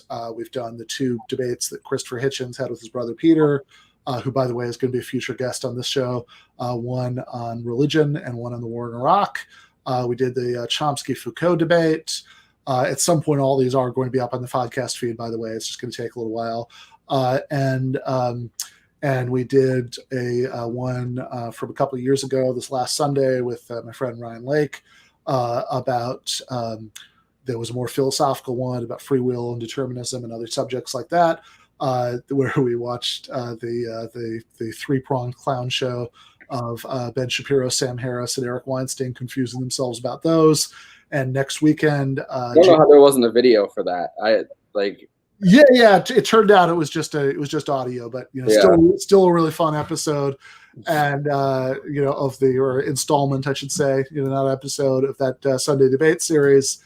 And this coming Sunday, we are going to should be a good time. Not sure exactly when that's happening, but I've been emailing with him. He wants to come on. It was really funny that when he responded to you on Twitter and was like, "What'd you think of the the debate with Christopher?" Yeah, absolutely. He's an interesting guy. I mean, again, that's not a not a comrade, to put it mildly, but an interesting guy. Christopher Hitchens, in his memoir, Hitch 22. Which I actually think is on the shelf behind me, says about Peter's book, The Broken Compass, that it contains assertions so reactionary that he felt the need to wear a garlic necklace to read it. He did an interview with Owen Jones like a year or two ago, right? At some point, I remember seeing that and being like, "All right." Yeah. No, he actually did also do one with our friend David Slavic and some British Corbynites pretty recently. And speaking of David Slavic, he and Jean Bajalan are going to be joining me this Sunday to watch and break down Christopher Hitchens' Iraq War debate with George Galloway, who, in that patron bonus episode I recorded yesterday with Jean, Jean said that actually he slightly knew George Galloway back in this period and used to argue with him about some of this stuff. Thank you so much. That's awesome. Of course, obviously Gene didn't agree with the late Christopher Hitchens' awful foreign policy views, but he also thought that Galloway wasn't, striking quite the same balance between opposing the war, which he should, of course, but also, being in solidarity with Iraqi Kurds and Iraqi communists and other oppressed people who are being, who are being put down by that, extremely bloody and repressive right-wing dictatorship from the Ba'ath Party. But in any case, so that's coming up on Sunday. Also, the other thing, besides the Sunday debate breakdown live streams in the YouTube channel, I've been doing with Forrest here, Wednesday movie review live streams, which have been a lot of fun. The last one that we did, we took last week off because it's the week between Christmas and New Year's, but the last one we did before that was about Goodfellas with Jacobin deputy editor Micah Utrecht, and also the other person who joined that for us was our friend Daniel Bessner, who's been referred to several times on this episode, and who also, fun fact, grew up in the exact neighborhood from Goodfellas. Like a lot of the landmarks in the movie were landmarks from his childhood. And at Bessner's suggestion, the four of us are going to be reconvening day after tomorrow, this Wednesday, for a follow-up to that live stream. So it's like, you know, the GTAA Goodfellas follow-up live stream about the book Wise Guys. Oh, we're doing that instead of Mean Streets this week. Oh, sorry, you're right. Sorry, you're right. Wise Guys next week. Next week we're doing Wise Guy, which is the book that Goodfellas was based on. This week, you're right. This Wednesday, we are talking about a previous Martin Scorsese gangster movie. In fact, actually, I said on the live stream the other day, Martin Scorsese's first gangster movie. Forrest tells me, in a sense, that's not quite right. He has his NYU student film. It's Not Just You, Murray, and I watched because I got the Criterion Collection for myself for like Christmas, and it's on there. It's 16 minutes. It's not. It's like the short. I don't even know how he can make a movie that short, considering everything else is like 2+ hours. But yeah, it's clearly a student film, but a very, very good one. Yeah, fair enough. Yeah. So that's right. So we are going to be the Wise Guys one. The Goodfellas follow-up stream is going to be next week. This week, day after tomorrow, we are going to be talking. So it's going to be me, Forrest, and friend Ryan Lake, who we are going to be talking about Scorsese's first full-length gangster movie, Mean Streets, which is a really good movie. So if you want to do yourself a favor and watch that before you watch the live stream, it'll be time well spent. Yeah. All right. This has been really good. Really happy about how the first episode of GTAA version 2.0 went. You know, with the new live format. So this is going to be like this every week from here on out. So thank you guys so much for showing up and watching and asking super chat questions, and people who said they joined up as patrons this time. Been really thrilled by how fast all this has grown, and I hope everybody continues to stay with us for the journey here. So we hit 11,000, I think, during this break. I'm pretty sure 11,000 subs or something like that. Oh yeah, YouTube subscriptions. Yeah. Sorry, not patrons, but yeah. No, that would be really good. We could all quit our day jobs, but we did hit. It is a little bit more than that now, but we did hit 11,000 YouTube subscriptions during the break. And we're a little bit more, we're a little bit over that right now. So things are definitely trending the right direction. And there is tons of good stuff coming up. So thank you, everybody. We'll see everybody next week, if not sooner. Left is best.